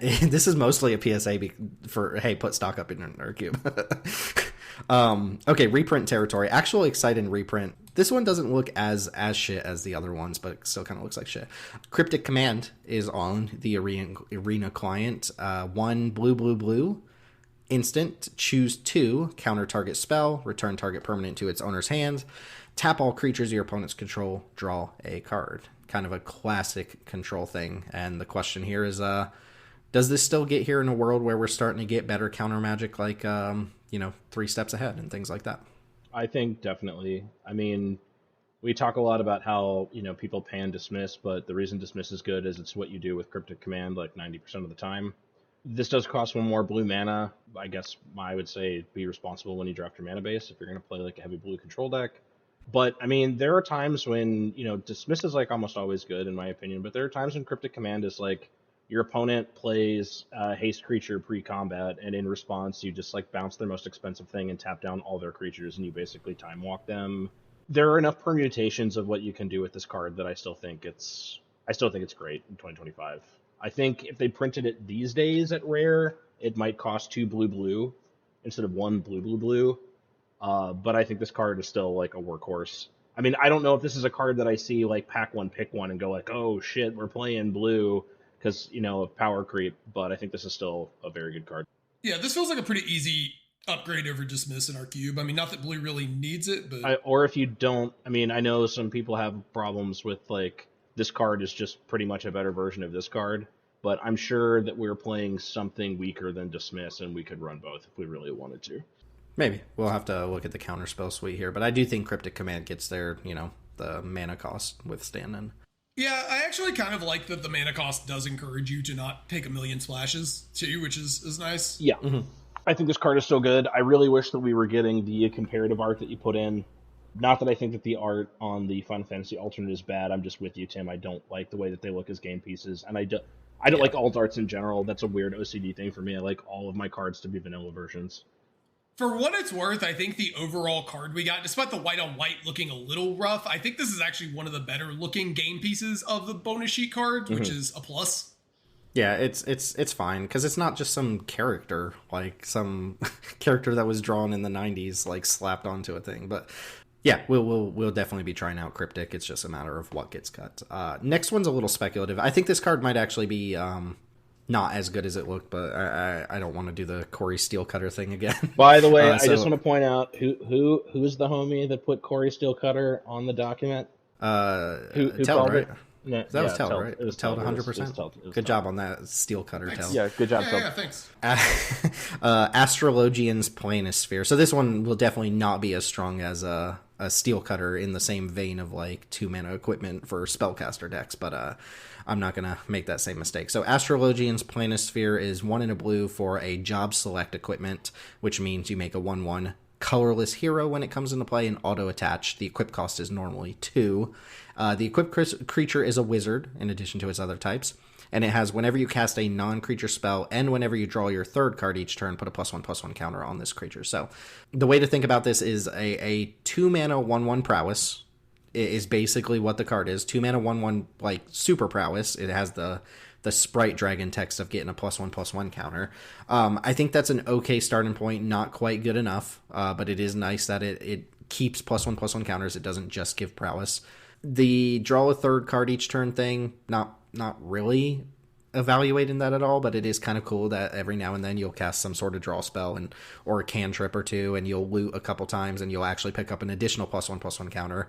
And then the cool thing is that you can pay the 2 to equip this somewhere else, or if the original creature dies, the job select hero creature dies, you can just attach this somewhere else and you can start turning other things into sprite dragons. Maybe attach this to a sprite dragon and you get double counters whenever you cast a spell. So this one to me is not nearly as much of a slam dunk as like Steelcutter, or at least not quite as like this could be super powerful or not. I do think if you're still looking for more sticky threats and prowess, which is what Teld and I talked about in that like is it episode, is looking for more sticky threats for is it prowess style deck so they don't just get like 1-for-1 out of the game forever. I do think there's something going on with this card, and as it stands, like a 2 mana 1/1 super prowess card is not the worst in the world. And one thing I really like about these, I mentioned it with Steelcutter, is it is a non-creature spell itself. So it is essentially a prowess threat that also works with all of your other prowess threats that are already in play, and I do like that kind of space for the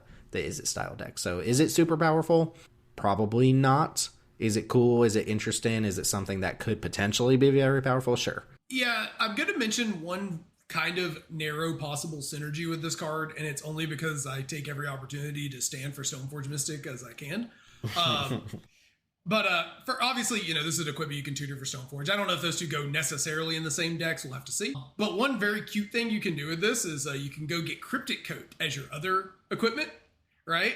And then Cryptic Coat triggers this and then gives you an evasive body to put this on that you can grow, or you can bounce the Cryptic Coat to recast this a bunch of times. Is this something you're going to do very often? No, but is it adorable? And so the kind of thing that I look for in Cube? Absolutely. Yeah. Any thoughts on this one, Chris? I could see it going either way. I think this is like being hyped up for constructed potentially, because you can just turbo like make giant creatures like you could with a Sprite Dragon. For Cube, I think being like, if the creature had flying, I think it would be amazing, but it doesn't. It's a ground creature. Or if it spotted you like +1/+1, it would be obviously great. But I think if it natively gave flying, it would be a little batty. I think it would just be a little too easy for you to create something that your opponent has to like deal with or die, like Sprite Dragon, and then you're like, okay, I don't bring any of the counters over, but I'm gonna make this other little shitter fly, and then I'm gonna like make another big flyer while doing stuff, and you're gonna die to that. I think we could try it. We are on several cards in our blue section at this point that I just don't care if we play them or not, like at all. Yeah. I think there's room to try it out. Not because we don't have enough good blue cards, but I think like we've restricted ourselves off some of blue's best cards. We kind of have these like sort of floater slots where I'm like, okay, I don't really care that that's there. We could probably try this. It seems good. It's kind of interesting. There's so much creature focused blue stuff. I guess that kind of makes sense. Last blue card, Sleep Magic. Cute little design here. Puts a creature to sleep. If it takes damage, it wakes up. Typical Final Fantasy status effect there. Mm-hmm. It's a single blue mana for an aura. When this aura enters, you tap the enchanted creature. It doesn't untap during its controller's untap step. And if the creature is dealt damage, you sacrifice this aura, which is cute. So just a 1 mana way to just get a creature out of combat. It does not remove abilities, which has been kind of the selling point on the auras, like Unable to Scream and Fresh Start. That's been where, those cards excel. I think they're both very, very good, but it's more because they get rid of abilities than because they shrink the creature's power, though the combination is really great. This is just one, but if you are some sort of proactive blue deck or a tempo deck, like this is 1 mana to get a creature out of combat pretty much permanently. Yeah, I was pretty hesitant about this in the Peasant review, where stripping abilities is even less important. I still wasn't super in love with this card. Here at the main line, I sort of feel like those strip ability effects, like you said, are the reason we're playing the cards more so than the stats themselves. So this doesn't hit the knobs I want to be doing. I'm not saying it's bad. It's probably the best version of this effect we've seen. But I just don't think this effect is very good outside of very specific scenarios. Yeah, this is the kind of blue removal piece that's excellent, and I think this speaks to something I mentioned a minute ago. This kind of rate is really, really attractive on blue decks that are trying to play to the board and kill you, right? Because there's just going to be fewer turns where the thing sitting in play, potentially having statics or actives, is going to matter that much. What pushes blue removal into, oh, this is actually blue removal for me, is like, obviously Unable to Scream, which is just like, it doesn't matter if I'm slow rolling the game and I'm playing a slower game than you. This just neutralizes that altogether, and that's what I think that's what you're looking for in like a blue removal piece, right? This is so expressly tempo oriented. I do think this is way better in today's day and age than like Unsummon is. I mean, it's a very different card. Don't get me wrong. Like Unsummon can be a combat trick, yada yada yada. But I think this is way better than Unsummon on average in the kind of decks where you'd want to play that effect. Can I also just get on I'm going to get on Chris's soapbox for a second, because I've actually been defending these kind of cards quite a bit, and I like them. Why is it that blue is getting better actual creature removal than white these days? Like, I know white's not supposed to be the best at that, but like every white removal spell costs, 3 mana or has some major immediate obvious downside. Gives your opponent a 3/3 and 2 clue tokens or whatever. yeah. Like, meanwhile, blue's over here. It's like, all right, well, I've got Swords to Plowshares, but you spot you an O2, and I've got other Swords to Plowshares that maybe you can. There's somebody at Wizards who like made the decision that blue needs better removal recently, and it's been getting it. It's been getting it. Mm-hmm. So hopefully that person starts talking to the. Maybe not the white people, but you know what I mean.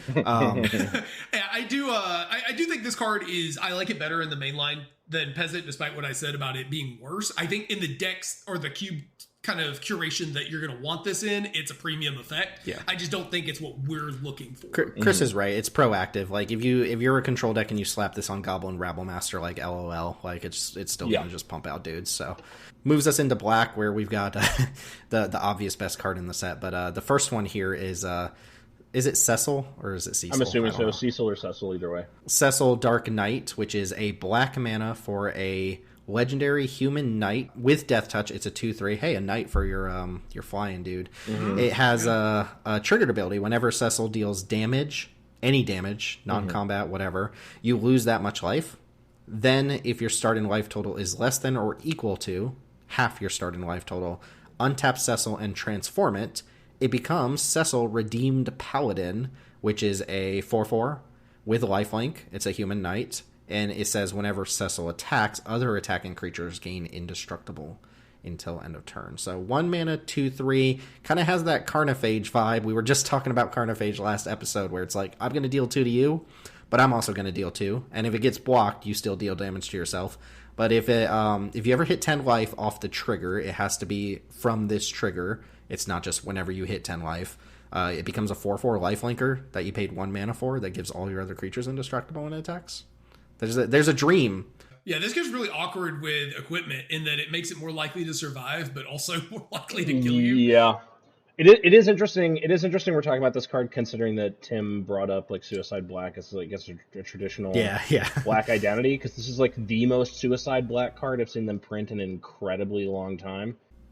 Funny you say that, because I actually think this might end up being better in defensive decks for what it very well might be. Yeah, it very well might be, because I mean 2/3 Death Toucher for 1 is just fucking huge. But I mean, this is sort of what I want to see out of Black Designs, man. This is playing with your life total, like really playing with your life total. You've got the ways to go down, the way to go up, and like there's a huge upside. 1 mana 4/4 lifelinker is an insane upside. It is. It's gonna be an interesting game too, because like if your opponent could like let you get like chunk yourself down pretty hard with this card, with the anticipation that you're sort of like leaning on flipping into a 4/4 lifelinker before like they ultimately just like doomblade it and you've like shredded your own life total.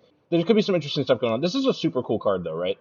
Oh, it's very cool. Very cool. The way I'm kind of looking at this is almost like an Infernal Grasp that you pre-play, right? I'm expecting to trade this off probably most of the time, but like I get to play it for half the mana cost. It can't hit flyers. That's a downside. But I do think there's some value here of just like, all right, I'll play my defensive dude. Your move, you boy. This is the type of card you would use a pump spell on your opponent's creature just because it ends up killing them or something. Like you Tyverse stand your opponent's Cecil so they die. Oh, that's great. If they keep giving us cool black 1-drops, I'm not going to be able to convince anybody to let me put Carrion Feeder here when they eventually give it to us. It's going to be too late. Chris, I don't know if you could convince us to put Carrion Feeder in the Peasant Cube at this I'm point. an open-minded human being. About eating corpses. One note here is the whole not combat damage thing. If you like primal might this bad boy, okay, like you primal might it X, like sure, give it +3/+0, fight something, or +3/+3, fight something, and then that turns it into the backside. Like you stagger your life total. The backside will still have that +3/+3 or whatever for the turn. That's sick. And you just you flip it, you kill their creature, and then you smash them with like a 7/7 lifelinker or something. So that's great. With fight spells, I anytime I see like when this deals damage and it's not combat damage, my mind immediately goes to fight spells. And you can do some like pretty gross thing with instant speed fight spells here, where your opponent like lines up a block and then you're able to like get this to fight something and flip it in combat. That's not going to happen very often, but it is something that I'll have my eye on. So I think this is just a very cool design, and I have trouble imagining that this is not going to be just great. Yeah, this is the kind of card that like I suspect it'll be good, not amazing, like most of the time. That would be my gut instinct, is that it's gonna be pretty good. But more importantly, it's pretty good and super interesting and will inspire. It's the kind of card that like you can put into a cube and it just fits into decks that maybe exist in the cube. But also, like you said with the Primal Might thing, it gives you this dream of, I'm gonna do these crazy things so that I can make my Cecil just do some nonsense. I think that's worthwhile having in cube. Like that sort of like, we got a good card, but it also is very, very interesting. It can be a little rough if you ever have to like use it on blocker duty against like just to clear off like a big green fatty or something. Like they come at you with like bloated Contaminator and you kind of have to block. You're taking the trample damage and then you're taking another a 2 damage from your own creature or something like that. But I think that's a fine trade-off for like what this is advertising on offense. If you ever find a way to give this -1 power as well, you can, you have a blocker that only takes 1, it kills their creatures. And, Does anybody want to queue up one winged angel here for the lead-in? Yeah, have we just talked about this card so much that people just already know exactly how we feel about it between the last 2 episodes? Anyone who's invested at all in Magic and knows that this set exists is aware of this card. Like, this is the one card that everybody knows, and is probably the most important card that they had to get right, which is why it feels like they made this just like an insanely powerful card. But there we go. Chris, do you want to read old Sephi boy here? Sure. So this is Sephiroth, Fabled Soldier, all caps. Is that, I'm assuming that's like an organization in Final Fantasy VII or something? It's a military thing. It's a secret program to make Sephiroth have the world's greatest hair. Okay, so 2 and a black for a 3/3 human avatar soldier. Whenever it enters or attacks, you can sacrifice another creatures. If you do, draw a card. Okay, that's a pretty powerful ability. Obviously, Yawgmoth turning creatures into cards, pretty powerful. Whenever another creature dies, that's Blood Artist text. Notably, it's not just your own creatures. Target opponent loses 1 life and you gain 1 life. This is the 4th time this ability has resolved this term. Transform Sephiroth. So, front half, 3/3 Blood Artist that ETB or attacks to sack a creature and create cards. Like, I think we would just play that. That's just a really good black 3-drop, right? But on the back half, and like you're not playing for this, but it's pretty sick. If this is the 4th time this ability has resolved this turn, you transform Sephiroth. Turns into a flying 5/5, and this creature transforms into it. You get Blood Artist text as an emblem, so can't ever be interacted with. That's just the rest of the game, which means if you're not really, really ahead, you're just going to die to that, probably, even if you get rid of the 5/5. And then when you attack, you can sacrifice any number of other creatures, and then you can draw that many cards. So anyway, that was a lot of text to say this card is an insane sacrifice card. It's a good black aggro card. And, like, God forbid your opponent ever puts together a lot of creatures in stack outlet, because it's just going to transform. It will not have summoning sickness, because it just turns over on the battlefield. All of a sudden, it's 5/5. I mean, the card's just nuts, right? This is just, like, one of the coolest black creatures ever printed, and it does a bunch of cool shit. They knew they had to nail Final Fantasy, like Sephiroth. They had to nail this card, and man, wow, did they nail it? Yeah, Tim said they could have like printed this at like 1 black, and it would still be crazy. They could have probably, not that they would have, I think, for commander purposes, or maybe I don't know. Maybe I'm talking out my ass, but I feel like they're pretty heavily incentivized to not print this at black. But like even if they did print this at black, I still might want to test it. Yeah. I'm like dead serious about that. Is this the first non-Planeswalker emblem we've gotten? There's one from the Assassin's Creed set. Okay. That nobody would know about because I couldn't name anything in that set, so I did. Yeah, that one didn't exist for me. This is the second creature that makes an emblem, but which is apparently experimenting. We might see more of that now. We talked about this at pretty great length on the last episode about how black is changing. But one of the things that I hammered on repeatedly was they used to make sacrifice synergy black stuff very weak on board or kind of paper thin in general, and make it like entirely synergy based. And as cards have just gotten progressively bigger, creatures have gotten progressively just randomly generically stronger, what you're starting to see the successful black sacrifice stuff is black cards that can impact the board and brawl that can also do and benefit from sacrifice stuff. And Sephiroth kind of like fills in all of those boxes, kind of like the Vran, which is a bear that only triggers once but drains 2, versus like Zulaport Cutthroat type vibe. Like, it's just the direction that these cards are gonna have to head in. I'm not going to pretend that a 3/3 with no combat keywords is good stats, but it is definitely an upgrade over an 0/1. It gets you on board. It puts you on board. It puts you on the board, right? Yeah, the one criticism I have of this card is that from a flavor perspective, Sephiroth is like the most legendary warrior that ever existed, and in that universe. And so having a 3/3 with no combat keywords feels a little weird, but like obviously you couldn't put this particular template, you couldn't stack more stuff on it. I just think from a design perspective, I thought that this would have had First Strike or Menace or something like that. Yeah. Yeah, I don't know. Fully agree. Like in Sephiroth's vibe, like it should have like it should have like Menace and First Strike. But there's only there's only give me Intimidate. There's only so good they could make it. I love this design, just not necessarily with this character, but I'm gonna take what we can get because this is sick. They also nailed the art. Yeah, this is one of the most satisfying. Actually, like this set, obviously we said it's not going to give us a whole lot, but like these two black cards that it's giving us here are both pretty interesting to me. I'm going to try to sell on the last one. I think people are just way too down on this card for me to actually be able to sell people on it. But there's a cycle. We mentioned the cycle of adventure lands. They're all kind of tuned way down, including the one I'm going to try to sell you on. I'm not going to try to pretend this is like an A+ card, but for whatever reason, I guess they were scared of doing another like Kamigawa land thing here, where it was just like too free to run your Beseijus and whatever. The land cycle, they all intertap. They're all adventures. But the adventure sides are just like either super narrow or like way too expensive for what you would imagine. Except for this one, I think this one actually like is better than people are given credit for. So Midgar City of Mako is the black one.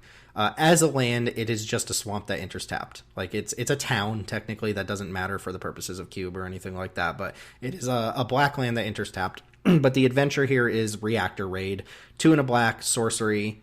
You may sacrifice an artifact or creature. If you do, draw 2 cards. So the immediate thing that comes to mind would be like Village Rites, Deadly Disputes.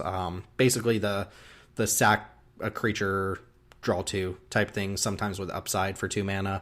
And I think that comparison isn't exactly the comparison I would make, because those cards, like, they kind of operate on a different axis when they're instants, right? This is a sorcery, so it's so much worse. You can't, like, blank a removal spell by sacking your creature in response or whatever. I think this is, like, the kind of, like, Knight's Whisper type replacement you're looking for, not the, like, Village Rites replacement. And the reason is, it draws 3 cards. It doesn't draw... It says draw 2 cards, but it draws 3 cards. You can play the land from exile. So you're sacking something to draw 2 cards, put them in your hand, and then you also have a land in reserve. You have your next land drop ready. So I already think that's pretty strong, assuming you have fodder to sacrifice is the key thing. And I think people are just looking at this effect and being like, oh, this is worse than Village Rites. And it's like, yes, it's worse than Village Rites, but this is an MDFC, right? Like, people know how powerful MDFCs are. They've come to realize, like, if you hide a situationally good effect on the back half of an MDFC, it tends to be pretty good, and I think that's what we've got going on here, but people are just not seeing that. So I think this card is actually pretty decent as just something you can slide into your mana base. I don't like the comparison to Village Rites and Deadly Dispute, because those are just operating differently at lower mana costs and instant speed. I don't know how else to sell people on it. It does require sacrifice fodder in play, but I think adventures that are lands are interesting too, because they always just draw you an extra card. The other ones don't have, I think, a good enough effect. One of them's like mill your opponent's library or something. It's like, who cares? One of them's like get enchantments back from your graveyard to your hand. So like, we're not going to talk about any of the other ones, but I would actually really like to test this card. I think this card is way more powerful than people are giving it credit for, as something that you slide into your mana base. I don't hate this one as much as the other ones. I think the other ones were all really big disappointments. Whereas I want to say, I think this is like a C+. I'm not trying to say it's an A+. Like, I want to temper that a little bit. You may not be prepared for this, but unlike, was it Urgent Necropsy, I'm not going to rail you on this one. I actually think that this one is... Urgent Necropsy would be so good in our cube, and you guys just won't let me have it. I think this card is like something you can play because, you know, if you play it early in the game, you can just play as a tap land, right? And then if you've got the fodder for it, it is a draw 3, even if it costs something. I mean, the knobs here are like not exciting. I think this is a very mediocre card, but also I do agree with you that when you've got a situationally useful effect stapled to a land, you have to take a second look at it. And I think Night Whisper is one of the most uninspiring cards I've ever seen in my life. So I mean, I will back you if you want to try this. I don't think it's good, but you are right that if you play this, if you're able to play this at a point where you still need to make your land drops and like it can draw 3 cards, right? For 3 mana, which is like not exciting, but it's pretty good for a card that you can also just play on turn 1 as a land. I don't have a strong opinion on it. I will say that in the type of black decks where I feel like I'm likely to have like a creature that I'd be happy to trade in for 3 mana and sorcery speed to draw cards, are not usually the decks where I'd be thrilled to have a land that always comes in tapped. But I don't hate it. I'm not passionate about this one though. I think any deck that would be playing like Lord Skidrow, Theomancer, I think this is just like excellent card to have floating around. I could see us testing us. even in like a blue-black control deck, right? If you're playing more towards the late game, if you've got something like a Snapcaster or a Tishana's Tidebinder, or even if you want to get really cheeky, something like Enduring Curiosity sitting on the table, you could cash those in, because like a lot of times Snapcaster Mage doesn't actually trade for a card anymore, so it ends up being a chump block. And if you get to trade your Snapcaster Mage in for, 3 cards, like that could have some situational value on your as an MDFC lane, right? Or even the Thopter Fabricator deck, which I keep saying is like a real mini deck. Like this plays very, very well there, right? Well, you get the fodder to and of course, like any deck where this adventure is going to be good, the Village Rites effect is probably something that you want for the most part. I just think this plays on a different axis completely, that I don't even like the 1-to-1 comparison there. I just think the MDFC nature of this makes it better than, like, I think too many people looked at that adventure and they're like, well, that's really weak. And it's like, yeah, that would be a very weak card, but this is also a land, and we've never played with lands that are adventures, and I think that's an upside that people aren't really accounting for, is that whenever you cast one of these, you also have your next land drop in reserve as well, whether it's a tap land or not. I do wish more of the cycle, or the rest of the cycle, had been like this, where it's like a kind of undertuned card, but you could see a world where the overall package is worthwhile, because the other ones are just really bad. I think the red one keeps tugging at me as like a potential sleeper hit for like constructed, because it just lets you turn a land in your deck into a spell, and some of those things just care about casting spells. But they tuned down the entire cycle. I think they could have just had this land cycle come in untapped. Would have been the thing. They could have just been untapped lands, and they still wouldn't have been that powerful. But they tuned everything down across the board.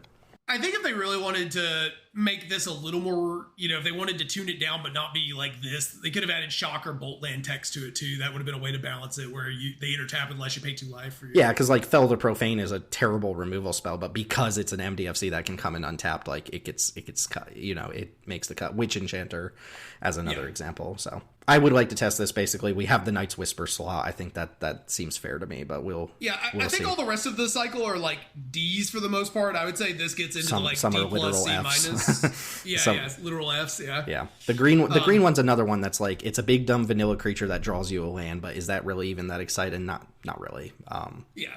Yeah, I think this could squeeze up into the C minus range if everything works out. I would expect it to be more like a D plus, but I think it'll be a little better than that, but we'll see. Red has 2 cards. Red actually has 1 card, and then for as much as Red Peasant got like hooked up in this set, it really did not get very much from the main line cube here. Yeah, so. Chris, you missed the Peasant review. Like, our 3 best cards in the set were all in red. Red uncommons. They were just unbelievable. All right, so we're going to kick off with Summon Brynhilder. I've played this game. I've played Final Fantasy 13. I do not remember any of the references that these cards are making to Final Fantasy 13. But Brynhilder is 1 in a red for a 2/1 summon. It's an enchantment creature saga knight. Hey, this gets jumped up in the air by that 4-drop.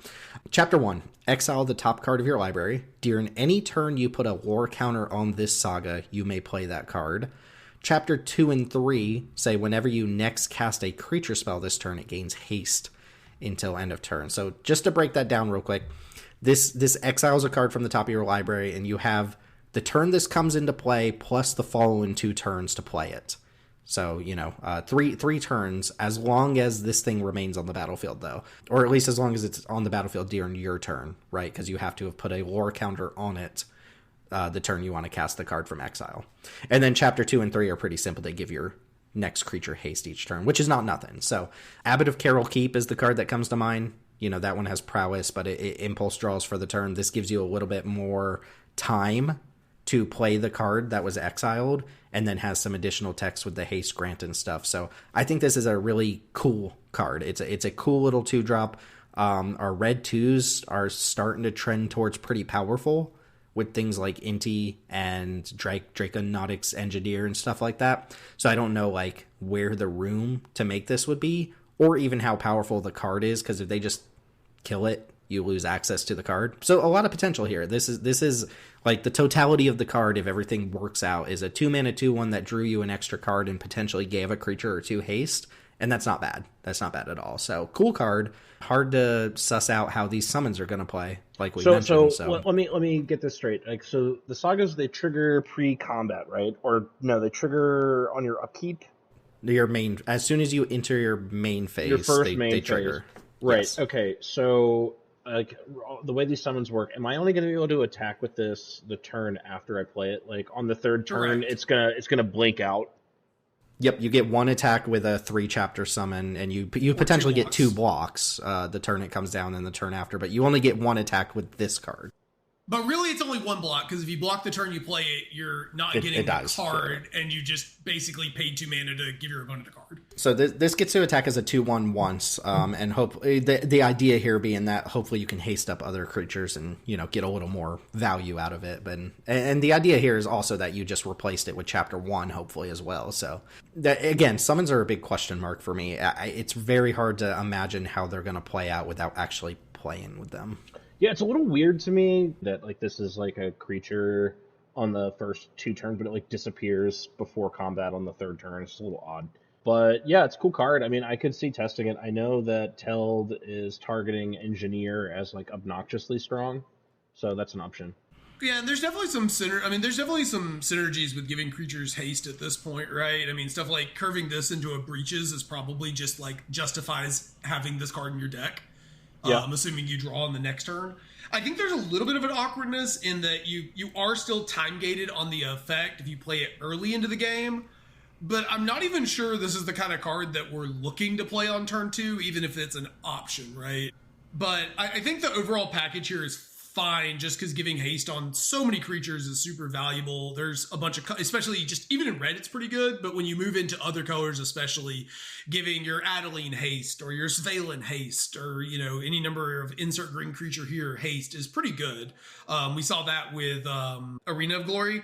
And now granted, that one did slip into your mana base for free. And this one takes a deck slot.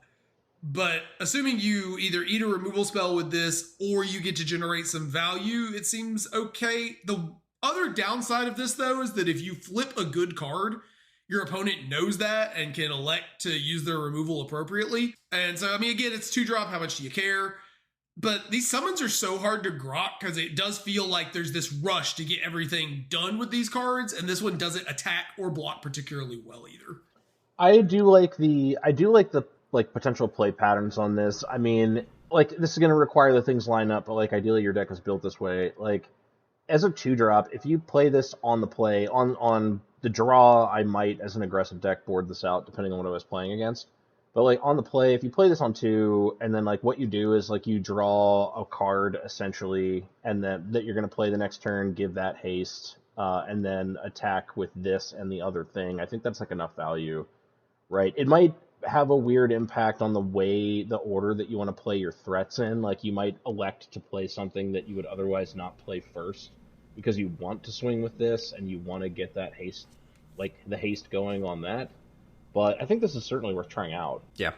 And it's also it's the only red card from the set that's worth playing. So Teld, you're more than welcome to bring up Najeela here. Also, AKA Cloud Strife. Yeah, this is Cloud Strife.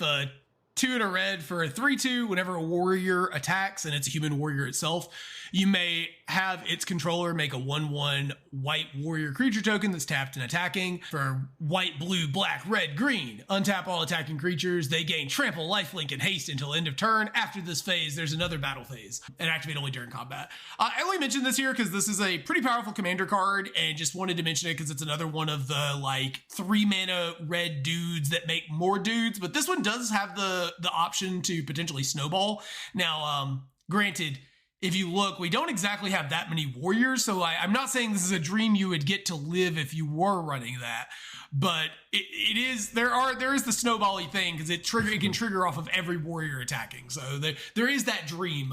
If you want. The tokens it makes, the following turn can make additional tokens. So it kind of exponentially compounds on itself if it gets to start chaining together. You can also go infinite with the activated ability if you're able to attack with enough mana dorks, because they'll attack, untap, and then you tap them for mana to activate. You can do infinite combos there as well.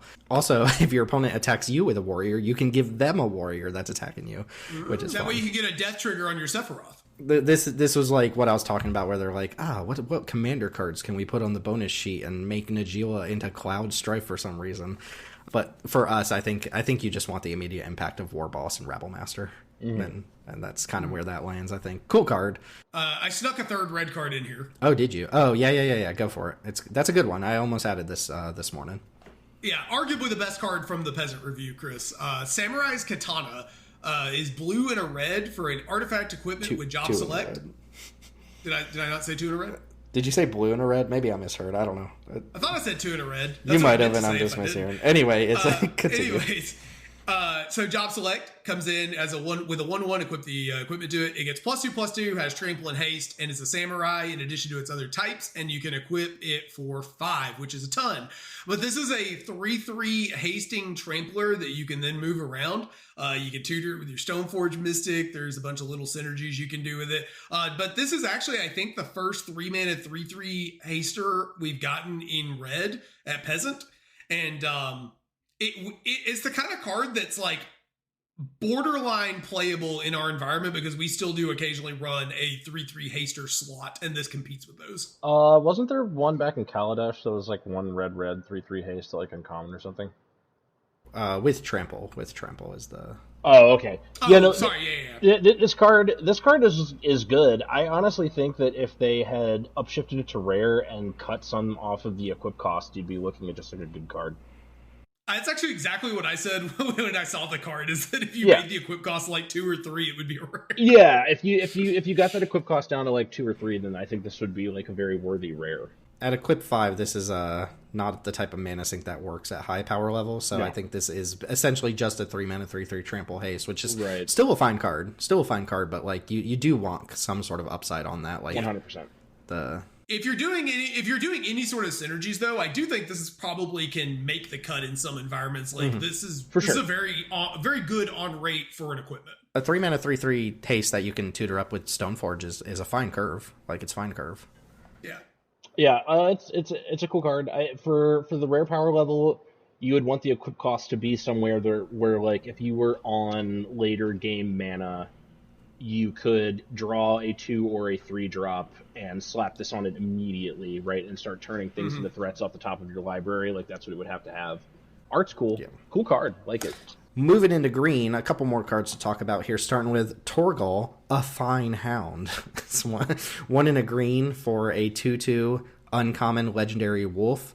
Whenever you cast your first human creature spell each turn, that creature enters with a +1/+1 counter on it for each dog and or wolf you control. Obviously, this is a wolf, so all of your first human each turn would enter with a +1/+1 counter.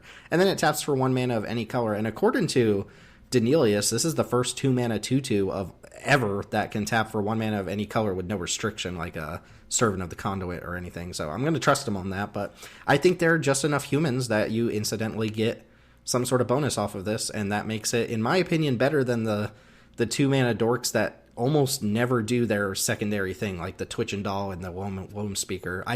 I see very few games where those secondary abilities matter, and I wonder if the like human count is high enough with things like Tireless Trackers and some of the 2 drops and stuff like that, that you'll just pick up an incidental +1 counter off this, and it'll just be better for having it. Also good with Tovolar's Huntmaster, good point there, but I think this is, again, dorky mana dork territory, which I think is where majority of our 2-mana dorks are at right now.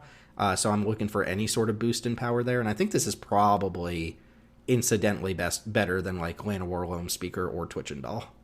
Yeah, Twitch and Doll, I honestly thought that its secondary ability was going to be pretty insane, but it just doesn't come up that much. I have seen it side games. I have seen that. It does matter some amount of the time, yeah. So, yeah, I don't know. I mean, I agree with you. I think it could be between Loam Speaker and Doll. Are these humans, Teld? Are these humans? These are all the humans in our cube, yeah. Okay, so green alone has 8 random humans. Red and white actually have quite a few as well. So you will get, I mean, just do this into Tireless Tracker, you get a +1 counter. I think that's like already better than what you're getting off of Twitch and Doll majority of the time. Mm-hmm. Yeah, worth looking into for sure. This isn't gonna like create like a human package in your no, you know, whatever. I'm assuming that there are werewolf like commanders that have a mix of like wolves and humans and like wolf humans and stuff in them, that this will be like fun for. Oh well, yeah, werewolves are great because they trigger both sides. Oh no, because they're werewolves, not wolves. Yeah, Right. well, werewolves don't count, but they're usually humans on the front side. So Yeah, cool 2 mana, 2 drop that makes mana. We've got Tifa Lockhart here as well, which is kind of a interesting design for Tifa. That's not what I saw coming. But this one's 1 and a green for a 1/2 trample with landfall. Whenever a land you control enters, you double its power until end of turn. Interesting card. You have to enhance this for the landfall ability to matter at all, right? Unless you're doing like crazy chain land Which stuff. is really out of flavor because Tifa didn't need any further enhancement from Final Fantasy VII. okay, I see what you're doing there. They were very modest with the Tifa designs, and I appreciate that. But I think this card is actually just insane if you get a +1/+1 counter on it. If you get 1+1/+1 counter on it, it attacks as a 4/3 trample or minimum most turns, and then if you're doing anything, if you get a +1/+1 counter on this and you crack a fetch land, this is an 8-power trampler. Yeah, you're clearly 2 supposed to put this in your like Azusa / what's the artifact that lets you play lands out of your graveyard? Yeah, Crucible, like This is Turbo like, Landfall. This is like a turbo landfall card. What's the card that isn't there a card that turns all your creatures into? No. I'm thinking of the World Soul thing. Ashaya, sure. Yeah, but it doesn't make all of your creatures that power. Never. I don't want to undersell this card as a standalone thing. It sounds like you guys are going like this is Commander territory, and I think this card is just kind of insane on its own. Like you Tovar stand this for like 2 or 3 crack a fetch, you deal so much damage. Like Yeah. you're right. It needs 1 enhancement, but it only needs 1, and then it's insanely powerful. Okay, guys, I broke it. What if there was a 1 mana? What if there was a 1 mana instant that gave it +3/+1 until end of turn? Well, yeah, that you're saying that like as a joke, but that deals 10 trample damage. Oh no, I'm not joking. Like but that's more Monstrous Rage being broken. Like you guys are the ban Chainsaw. cocaine like enthusiasts here. This card's incredible. How many cards put +1/+1 counters on thing? Every green card ever now? Like, yeah, it's true. You get one thing. And the downside, of course, is that it is creature that takes work. It takes a small amount of work, but it takes work, and people don't like to put work into their cards these days when you have things like Bristly Bill that are just self-contained, turbo powerful engines that don't need work. But you get anything on this. You put a Celestial Armor on this. You put a Chainsaw on this with 1 counter, and you invested 2 mana into this creature. Do you want to try it? Tim being like, back in my day, we paid 5 mana and 2 turns for Glacial Chasm, and we liked it. You kids and your newfangled fetches. Oh, I'm serious. I think this card is incredibly strong. Okay. I think there's definitely a dream here, and there's some burst. Like I could see this just being the kind of card that you're like, oh, I'm dead. Especially the card that stuck out to me was Chainsaw, because you get some rev counters on it, and then you like put it on there, and you double, and it's kind of wild. Swissfear's Teaching is an alchemy card we're playing that's probably give it prowess, yeah. Yeah, I mean, there's I think enough modifications going on in our cube that it should, like, you will need to get the modification on it in some way. But we have protection spells, we have fetch lands. I think all the tools are there to make this card like pretty powerful. If you're dead set on playing it, Kyrian Beastcaller is terrible, and I'm willing to at least try this. No, if it that's makes not you true happy. at all. That's not a bad card. I think Tifa's better than whatever. We can talk about what it's better than off air, but I think this card has some pretty massive upside that is not that hard to unlock, given how many cards are just like put counters on things, or how many pieces of equipment are floating around and stuff like that. Yeah, but I think it's also kind of important to remember that like even if you do the thing, you're throwing like a large amount of power with trample at your opponent one time, and they're gonna trade off for it and take some damage and lose a thing. Yeah, but that was a 2-drop. It's not like you invested 4 mana into this. You pay if your 2-drop attacks as a 4-power creature, gets some trample damage in, and trades for a card. I think you're happy. I think that this card is going to be like, oh, my opponent played this, and then they played lands on curve, and it was pretty close to a bear, or my opponent like put a +1/+1 counter on something with this and played a fetch land, and I died. Like I'm going to break out the polar word here. I think this card is going to be like, okay, that could have been literally any other 2-drop, and it would be better, or my opponent like fetched with a Bone Splitter or a +1/+1 counter type variant or something on this, and I insta died. I mean, I don't like the bone splitter thing there because then you're using a whole card to pump this, but there's so many incidental ways to get things to on reference this. the card you mentioned earlier, Tim, Primal Might for like 4. Well, yeah, my point is not the equipment. My point is you are correct. It is easy to enhance this, right? So in a deck that enhances it and then like pops a fetch land, like. Yeah, well, this is more of a fetch land problem than a Tifa No, problem, I agree right? with that. But what I'm saying is like if you don't have fetches, then like when does this ever like excel? It feels like the kind of card that's not going to do a whole lot, or you're just going to get annihilated by it because of the right. I don't know. In green white, like how many anthems do we play that like all this has to do is get a point of power, and then it's regularly attacking as a 4-power trampler that you invested 2 mana into. I could be off base here. Like I'm down to try it. My concern is that it's less that I think this card is going to be like universally bad. My concern is more like how bad it's going to feel when your opponent combos and kills you with it.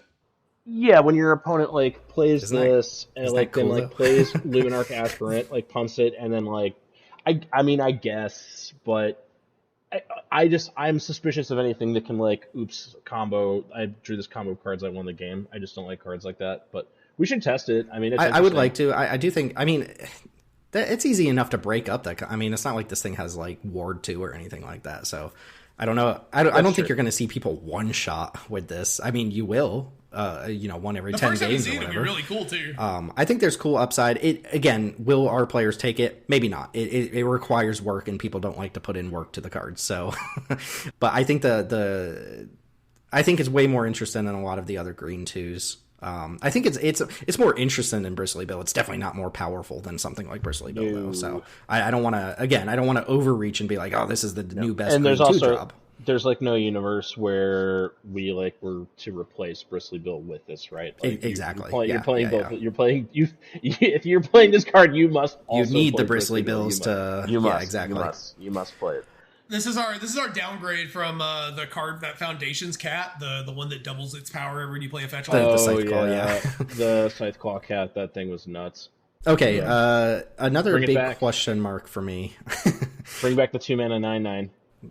Yeah, 2 mana 9/9. That's what green needs. That's what green was missing these days. Summon Titan, 3 green for a 7/7 reach, trample, saga, giant, enchantment, creature. It's a summon. Chapter 1, mill 5 cards. Chapter 2, return all lands from your graveyard to the battlefield tapped. Chapter 3, until end of turn, another target creature you control gains trample and gets +X/+X equal to the number of lands you control, like perhaps a Tifa that you have on board. I want to know what you guys think of the card, basically, because I feel like this fits kind of the definitely not busted 5 green 5 slot that we're always looking for, but not like completely just wimpy, unless it is. It could be because it kills itself after a couple turns. But I like the package of cards here. It reminds me of the Mendon of Dominaria, which has never been a great card, never been a good card, but I've always been fond of it as far as a way to just like get a bunch of lands into play and stuff like that. But you're paying 5 mana for at least one combat where you get to attack with a 7/7 trample. That's pretty good. And then I think it does kill itself, but Chapter 3 is going to give like +6/+6 +7/+7, something like that to a creature with trample. So you are getting another big attack out of it, even if the body goes away. I do kind of wish Chapter 1 did something a little different, but I mean, if your opponent snaps off removal, you're probably fine with these summons dying because they were going to die anyway. I think this meets a nice little middle ground for a green 5-drop. But again, it's got that big like summon question mark for me, is like, how are these actually going to play out? My gut is that this card's very, very bad, but also I see the dream here, and we have some wiggle room in the 5 section, as we mentioned before. So we can try it without a lot of risk, I guess, but I don't expect big things out of this card.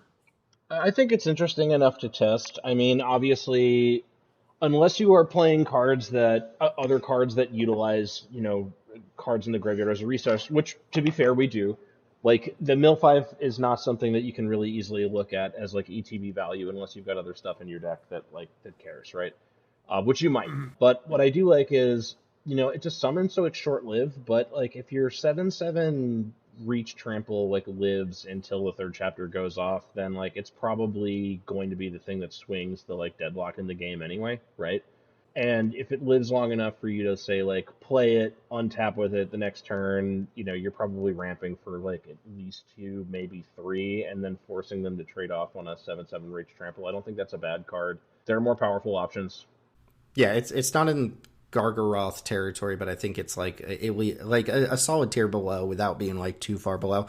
Teld saying very, very bad is just like I'm stretching to make this card sound worse than it is type territory, but like I don't think I am. I don't very, very, I don't think I might be being very, very bad is like but unplayable, like does nothing, blah blah blah. Well, like, that is the fool. It could be that this is like maybe you get to dome your opponent for 7 if they don't Doomblade it, but like the floor on this card is super low.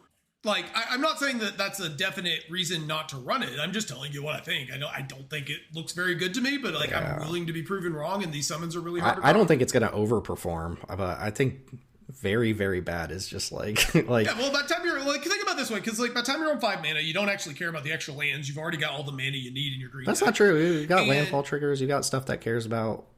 Like, sure, if you have other synergies, yeah, but that's like definitionally a weak card on its own if it has to have synergies to do anything. And then like the last trigger is fine, but it's kind of just spotting you the attack that you would have gotten with the Titan anyways, which is, again, it's fine, but I don't find this particularly inspiring. I got a 2/2 in play and I make it a 10/10 trampler for the turn. That's not just a weak attack. Like, that's not just like, oh, I get to get a +1/+1 counter. That's like, I'm threatening lethal the turn after, potentially. I think there's something there. Things can go wrong. Your opponent can kill the thing in response to the 3rd chapter, and like it's like, okay, bye, but yeah, I would hope you're right. Like, I hope this card ends up being kind of cool and fits in our section. I can't help but feel like it looks weak. All right, I would like to test it. That's the moral of the story. I would like to test these cards because there's not too many. Farseek is one of the more interesting bonus sheet cards. So 1 in a green sorcery, search your library for a plains, island, swamp, or mountain, put it onto the battlefield, tap, then shuffle. The joke being that this is a green ramp spell that isn't supposed to get forests, except because of dual lands, surveil lands, and shock lands. You can actually go get whatever color of mana you want with the right deck construction.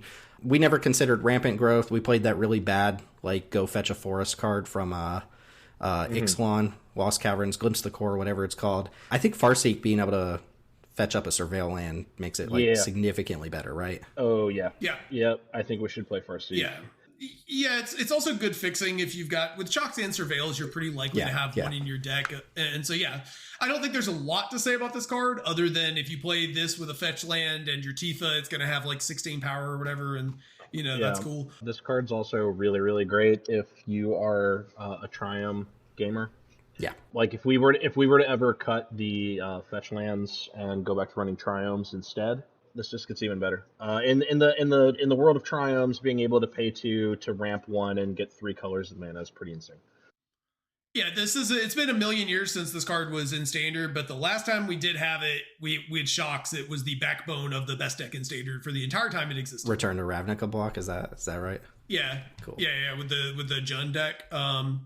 So like I don't expect it to be that good anymore, but I do expect that the combination of surveillance might actually just make it better. Come to think of it. It will. Like if we're really like surveillance might just be good enough that this card's just awesome again. I'm pretty happy to put this one in the cube and try it out. All right, let's hit some gold cards here. Not too many to talk about. First is Joshua Phoenix Dominant, which is 1 red-white for a 3/4 legendary human noble wizard. When it enters, discard up to 2 cards, then draw that many cards. And for 3 red-white, you can exile it, sorcery speed, return it to the battlefield as a summon. It's Phoenix Warden of Fire, which is a 4/4 flying lifelinker. Chapter 1 and 2 deal 2 damage to each opponent, which will gain you 2 life because the Phoenix has lifelink. And then Chapter 3 says, return any number of target creatures with total mana value 6 or less from your graveyard to the battlefield. Exile the Phoenix, put it back onto the battlefield as Joshua, and then you'll get to do the rummage again. Man, this card is ridiculously cool. It's very cool. The art suite, it feels appropriately powerful for Boros as well.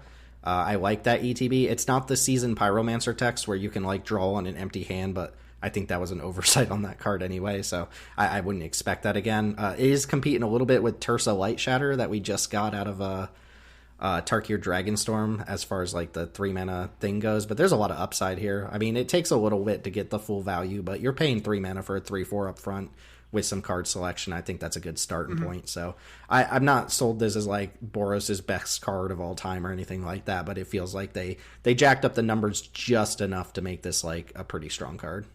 Yeah, this has the classic problem we're getting in Boros, where all the neat and interesting Boros cards don't really strike me as particularly good in a traditional aggro deck. But I think one of the advantages of these Boros gold cards being like this is, one, they're more playable, so you can kind of like do splashes, which I think can be fun sometimes. But more importantly is that this gives your Boros deck the ability to play a more mid-range game plan, right? You can play a longer game plan and not just be out of it. And I think that's probably the biggest advantage Boros as a color pair actually ends up getting, is this and Showdown of the Scalds and stuff like that just give you some resiliency that something like Izzet doesn't really get in exchange for being less explosive. In any case, this card rules and we're trying it. I'm 100% on Yep, this one. I'm down with that. And this would be an off-air discussion, broadly speaking, but I think one of the things we keep seeing is like we're seeing good Boros aggressive decks win, right? That's where White's like showing up is Boros aggressive decks, but those Boros aggressive decks tend to be like what White seems to be bringing is like mid-range punch, and we've been struggling to see like really, really heavily White aggro decks do particularly well. So anyway, I'm rambling, but where I'm going with this is like I could see us eventually taking like just conceding that White is going to be compared to Black and Red like a weaker aggressive color, so we just kind of push White decks, including Boros decks, in a more like mid-range direction. This card's sweet. We should try it for sure. Very cool. Next up, Kefka. This is the big baddie from FF6, right? Kind of the one that is in the same tier as all the other baddies that everyone knows, but like doesn't get as much love. But with some major spoilers in the like a lot of these cards for sure. Kefka Court Mage, 2 blue, black, red, which should just cue you in that we're going to be comparing this pretty much directly to Nicol Bolas the Ravager. It's a 4/5 legendary human wizard. When it enters or attacks.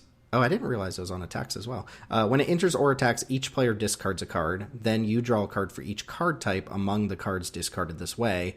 And then it does have this activated ability, 8 mana, 8 generic mana. Each opponent sacrifices a permanent of their choice and then transform this, activate only as a sorcery. Notably, this one does not exile itself, then return, so the back half could attack right away. It becomes Kefka, Ruler of Ruin, which is a 5/7 flyer. And whenever an opponent loses life during your turn, you draw that many cards. So back half, bonus text, all bonus text, pretty powerful bonus text. It can just draw you 5 cards right away by attacking your opponent. Probably kills you before it kills them. But the front half, what do you guys think of this in comparison to Bolas? So you're getting an extra point of toughness for an extra mana. You're getting a rummage on top of just making your opponent discard, but you're getting the potential to draw 2 cards. Up to 2 cards, maybe even more if more card types are among the cards discarded, and then it does it on attacks as well, which I didn't realize until now. Right.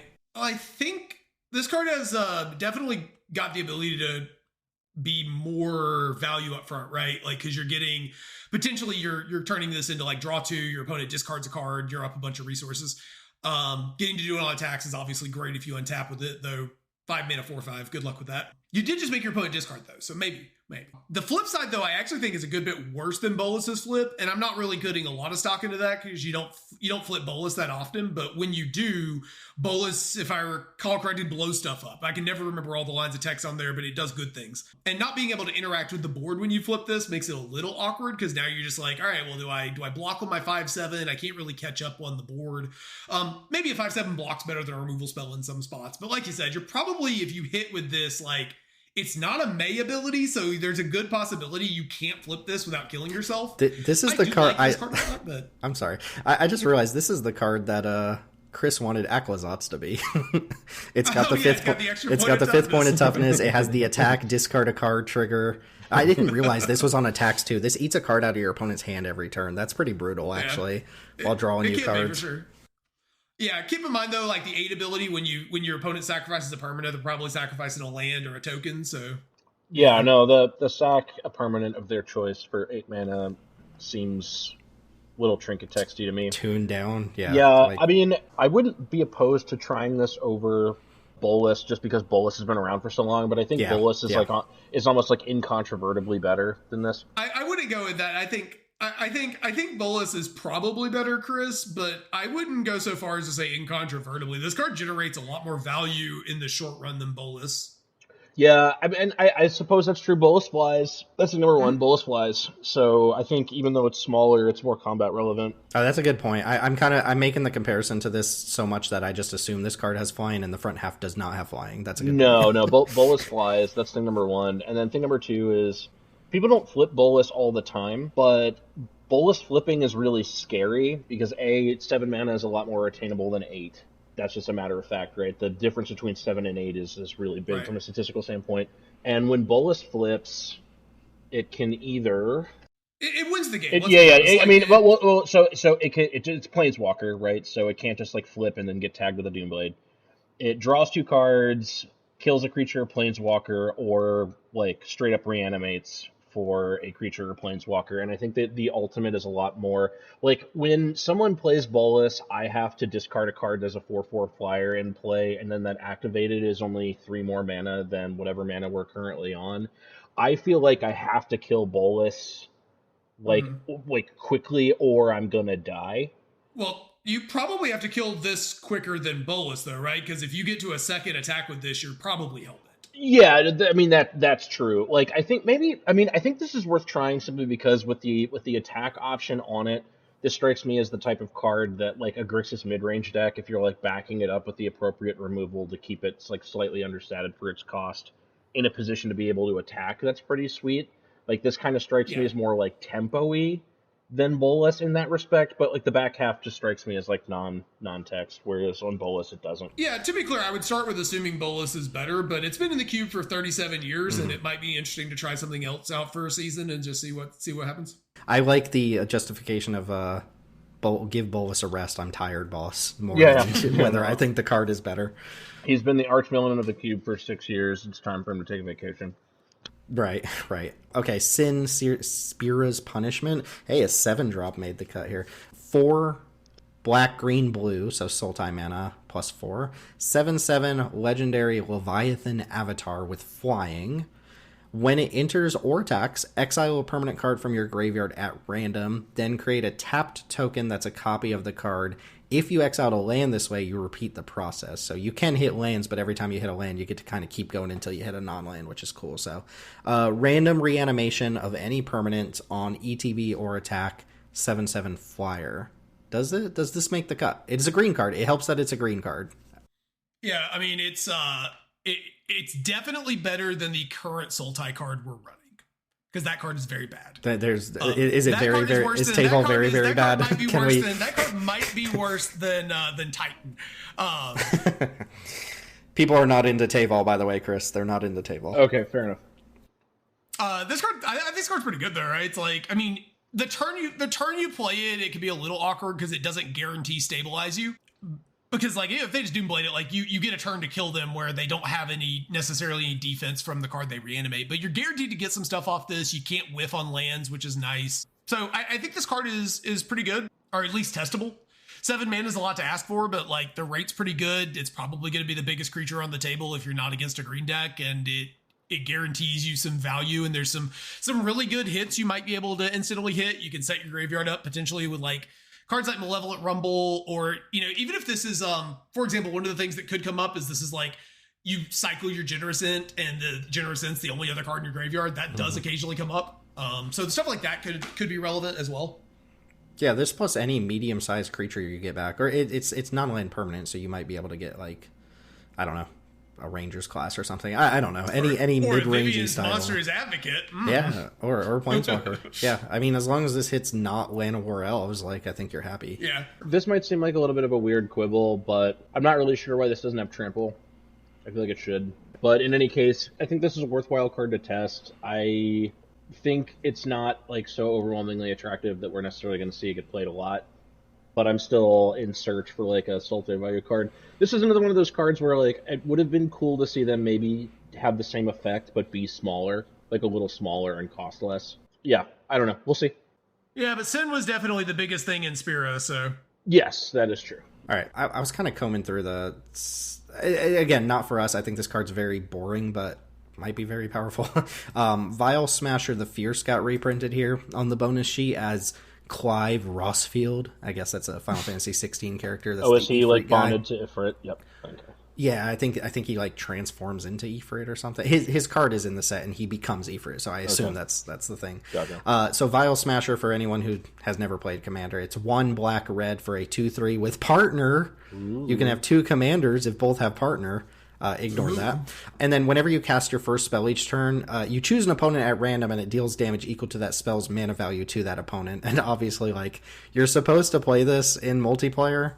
It can hit planeswalkers too, by the way. I skipped that part. You're supposed to play this in multiplayer where you cast like a 5-drop and it's like, who's going to take 5 damage, blah, blah, blah. But you just play this in you just play this in a 1v1 environment. It just always rolls your one opponent, and every spell, like the first spell you cast each turn just domes your opponent for 3 or 4 damage. So this ends up being like a 3-mana 2/3 that deals like, if it just lives, it deals like 8 damage throughout the game or something like that, just passively from you casting spells. And if you can cast instants on your opponent's turn, they take damage on both turns, yours and their opponent. So like the most unthematic card I can think of.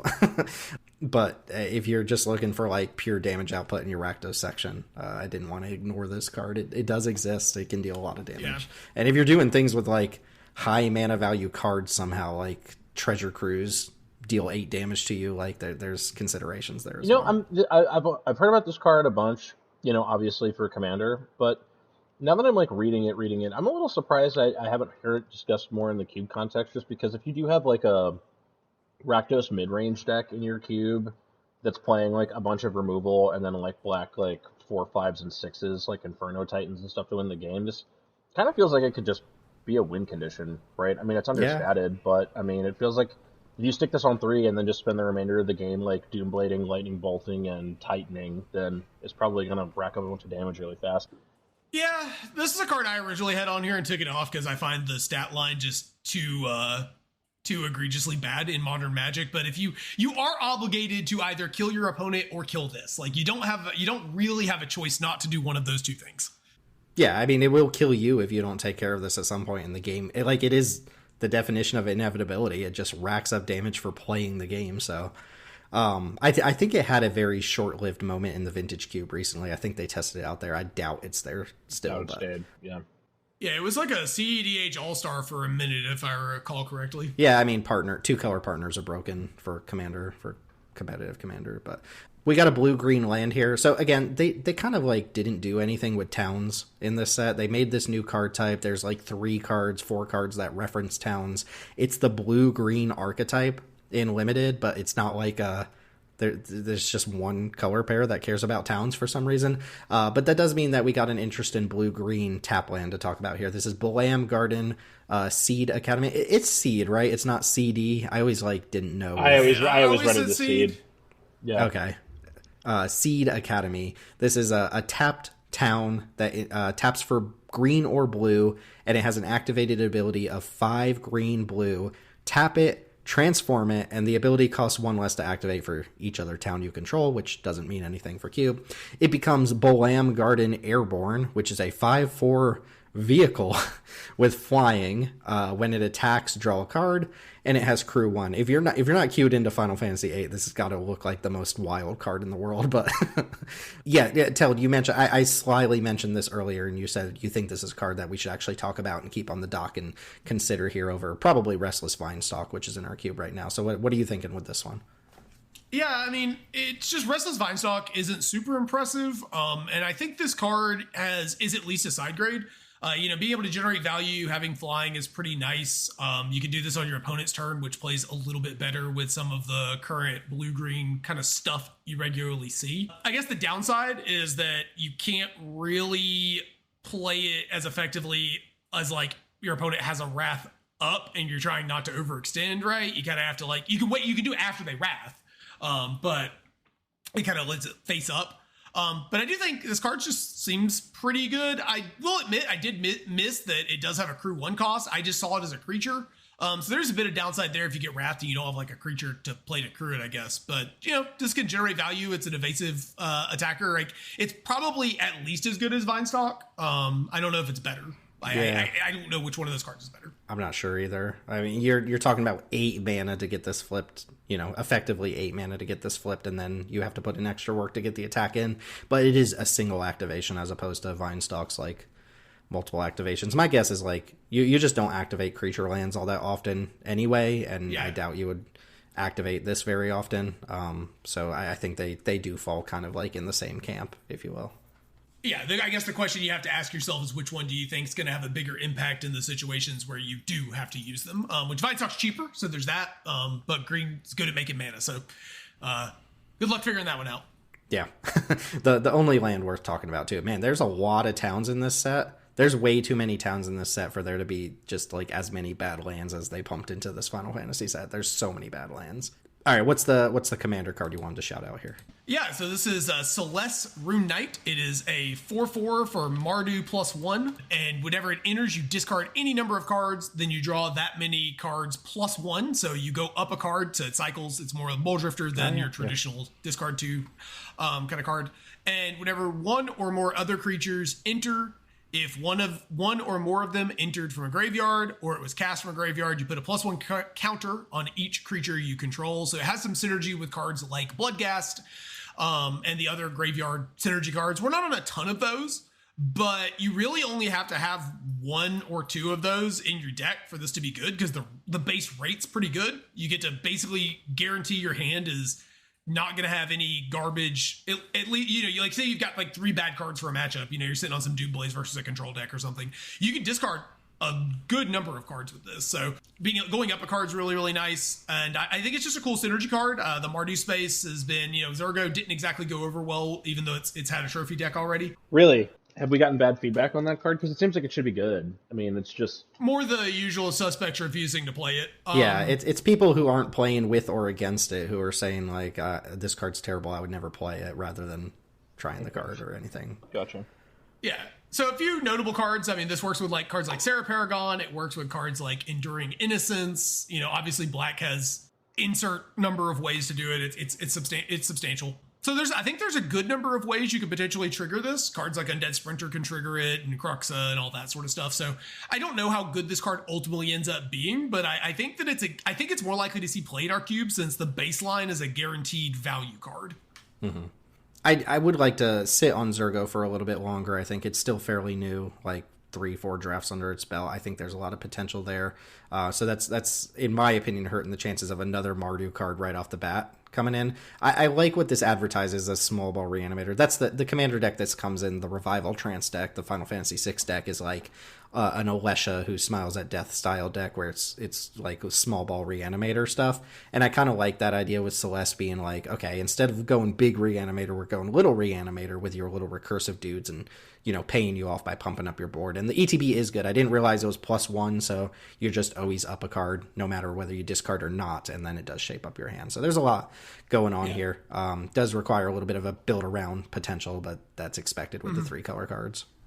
I will also say this is one of the rare cases where I think a card should have had word, not for mechanical reasons, but because in Final Fantasy VI, the Rune Knights and Celeste, her whole shtick is she like absorbs spells. That would have been fun, yeah. Yeah, so like not having ward is a bit of a flavor fail, but we'll live with it. That works, yeah. That's it. That's Final Fantasy review. It's actually pretty short, truth be told, compared to a lot of reviews, especially compared to Tarkir Dragonstorm, which was just a banger set. But again, they went flavor over function here on a lot of stuff. There's a lot of cards that are like, oh, I recognize that character. This is why it does what it does. But it's understated. They weren't really pushing it to be standard playable, and a lot of those designs kind of get lost when it comes to playability. I think that's okay. My biggest gripe is that it's standard legal, but I don't play enough standard for that to actually matter. It just feels like it meant they had to like tune back a lot of the stuff that could have been a little bit more powerful. But I love seeing all the Final Fantasy stuff here, even the stuff I'm not super familiar with. This is not a cube all-timer. I think the mechanics overall, I was expecting more. I mean, most of it's just retrains. Summons or sagas, job select is living weapon. Towns basically don't exist. So I'm cool with what this set is representing. I think we've got a couple neat pickups, at least one like interesting card to talk about, and some very, very bad cards that we're going to try out in our cube, which is going to be my, I'm poking fun at you, Teld, but that's going to be my tagline for like everything from now on. Yeah, I figured. So yeah, what are your guys' thoughts here before we dip out? Yeah, I mean, I think it's probably better overall that it's not a bunch of Sephiroths and that it's mostly cool designs for, people who like Final Fantasy with a million 6-drops that also demand you jump through hoops. Because that is, if you look at the rest of the set that we didn't talk about, that's most of what the set is like expensive cards that also make you jump through hoops to get anything out of them. I feel like there's a lot of Tim advocates for card that other people don't like cards here. Yeah. I hope the limited set's good. That's going to determine, the last few limited sets has sucked. And Danelius, we were talking about it, and he agreed with me. The last few limited formats were bad. It's not just me. Stop gaslighting me. And so, that's so hopefully this one will be a little more synergistic, a little more, the traditional experience. And also, whoever in R&D got told to stop making 1-drops good, please fire the guy that's suggesting that. Like, Magic is more fun when decks are proactive. It's the guy who likes the blue removal spells. Yeah, it's like you can't have 1-drops and blue gets 1 mana removal. Chris, where are you at on Final Fantasy, the Magic the Gathering set?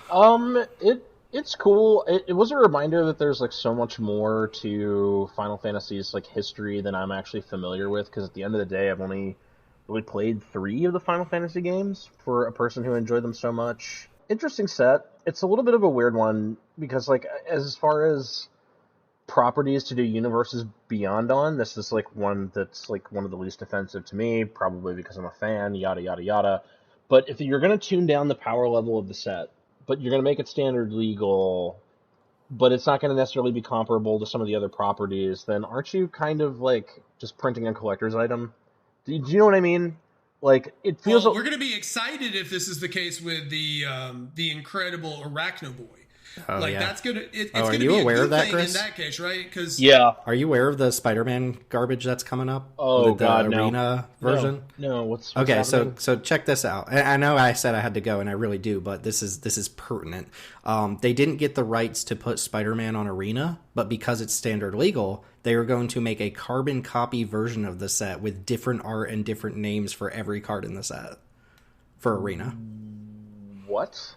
For all Marvel properties that come to Arena, they are going to one-to-one recreate the set with in-universe art and in-universe card names for every card in the set. Wow. All right, just go ahead and mold on that, and I'll go ahead and close this out on this episode. But oh my God, that's going to be an atrocity, like an actual atrocity. Yes. Yeah.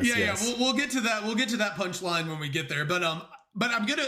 We're kind of regretting it here that the Final Fantasy cards are tuned down, but when it's properties that don't fit in Magic, Avatar, I'm like, please be the worst set of all time. Please be terrible. So I don't have to put Aang the Last Airbender in my cube or whatever. Okay, let me close out because I had to go 20 minutes ago. But thanks as always to the listener for listening. You can check out our socials on Twitter at JankDiverGaming, where I probably won't be there, honestly. YouTube.com/JankDiverGaming. Find Teld streaming on Twitch.tv/Teld Talks, or look up is it still Teld Talks on YouTube? I always forget the YouTube channel. Teld Talks on YouTube. Check out those recent drafts of some of the user-submitted cubes that we played with. Some really fun stuff going on there. That's it for reviews. If you're listening to this one in sequential order, we will have the Peasant review with Danelius and myself and Teld coming up next as a bonus episode. And then our next mainline episode, I've got an idea of talking about like the influence of different Magic sets on our cube and, which sets are contributing the most. So I think that's going to be my push for our next mainline episode in a couple weeks. But thanks for all the people out there, all the lovely people listening. Hope you enjoyed some Final Fantasy stuff here, and hope this set really delivers for cube. That's going to go ahead and do it. Thanks for listening. Catch y'all next time. Take it easy, folks.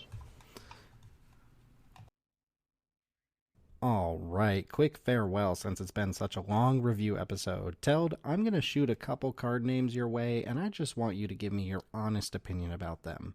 Remind me real quick, what's your opinion of the new Summon Titan card from Final Fantasy? My gut is that this card's very, very bad. Right. How could I forget? And how about the Midgar land, the one with the adventure on it? My gut is that this card's very, very bad. Yes, of course. Right. Very, very bad. Okay, how about some non-Final Fantasy cards? Any opinion on Birds of Paradise?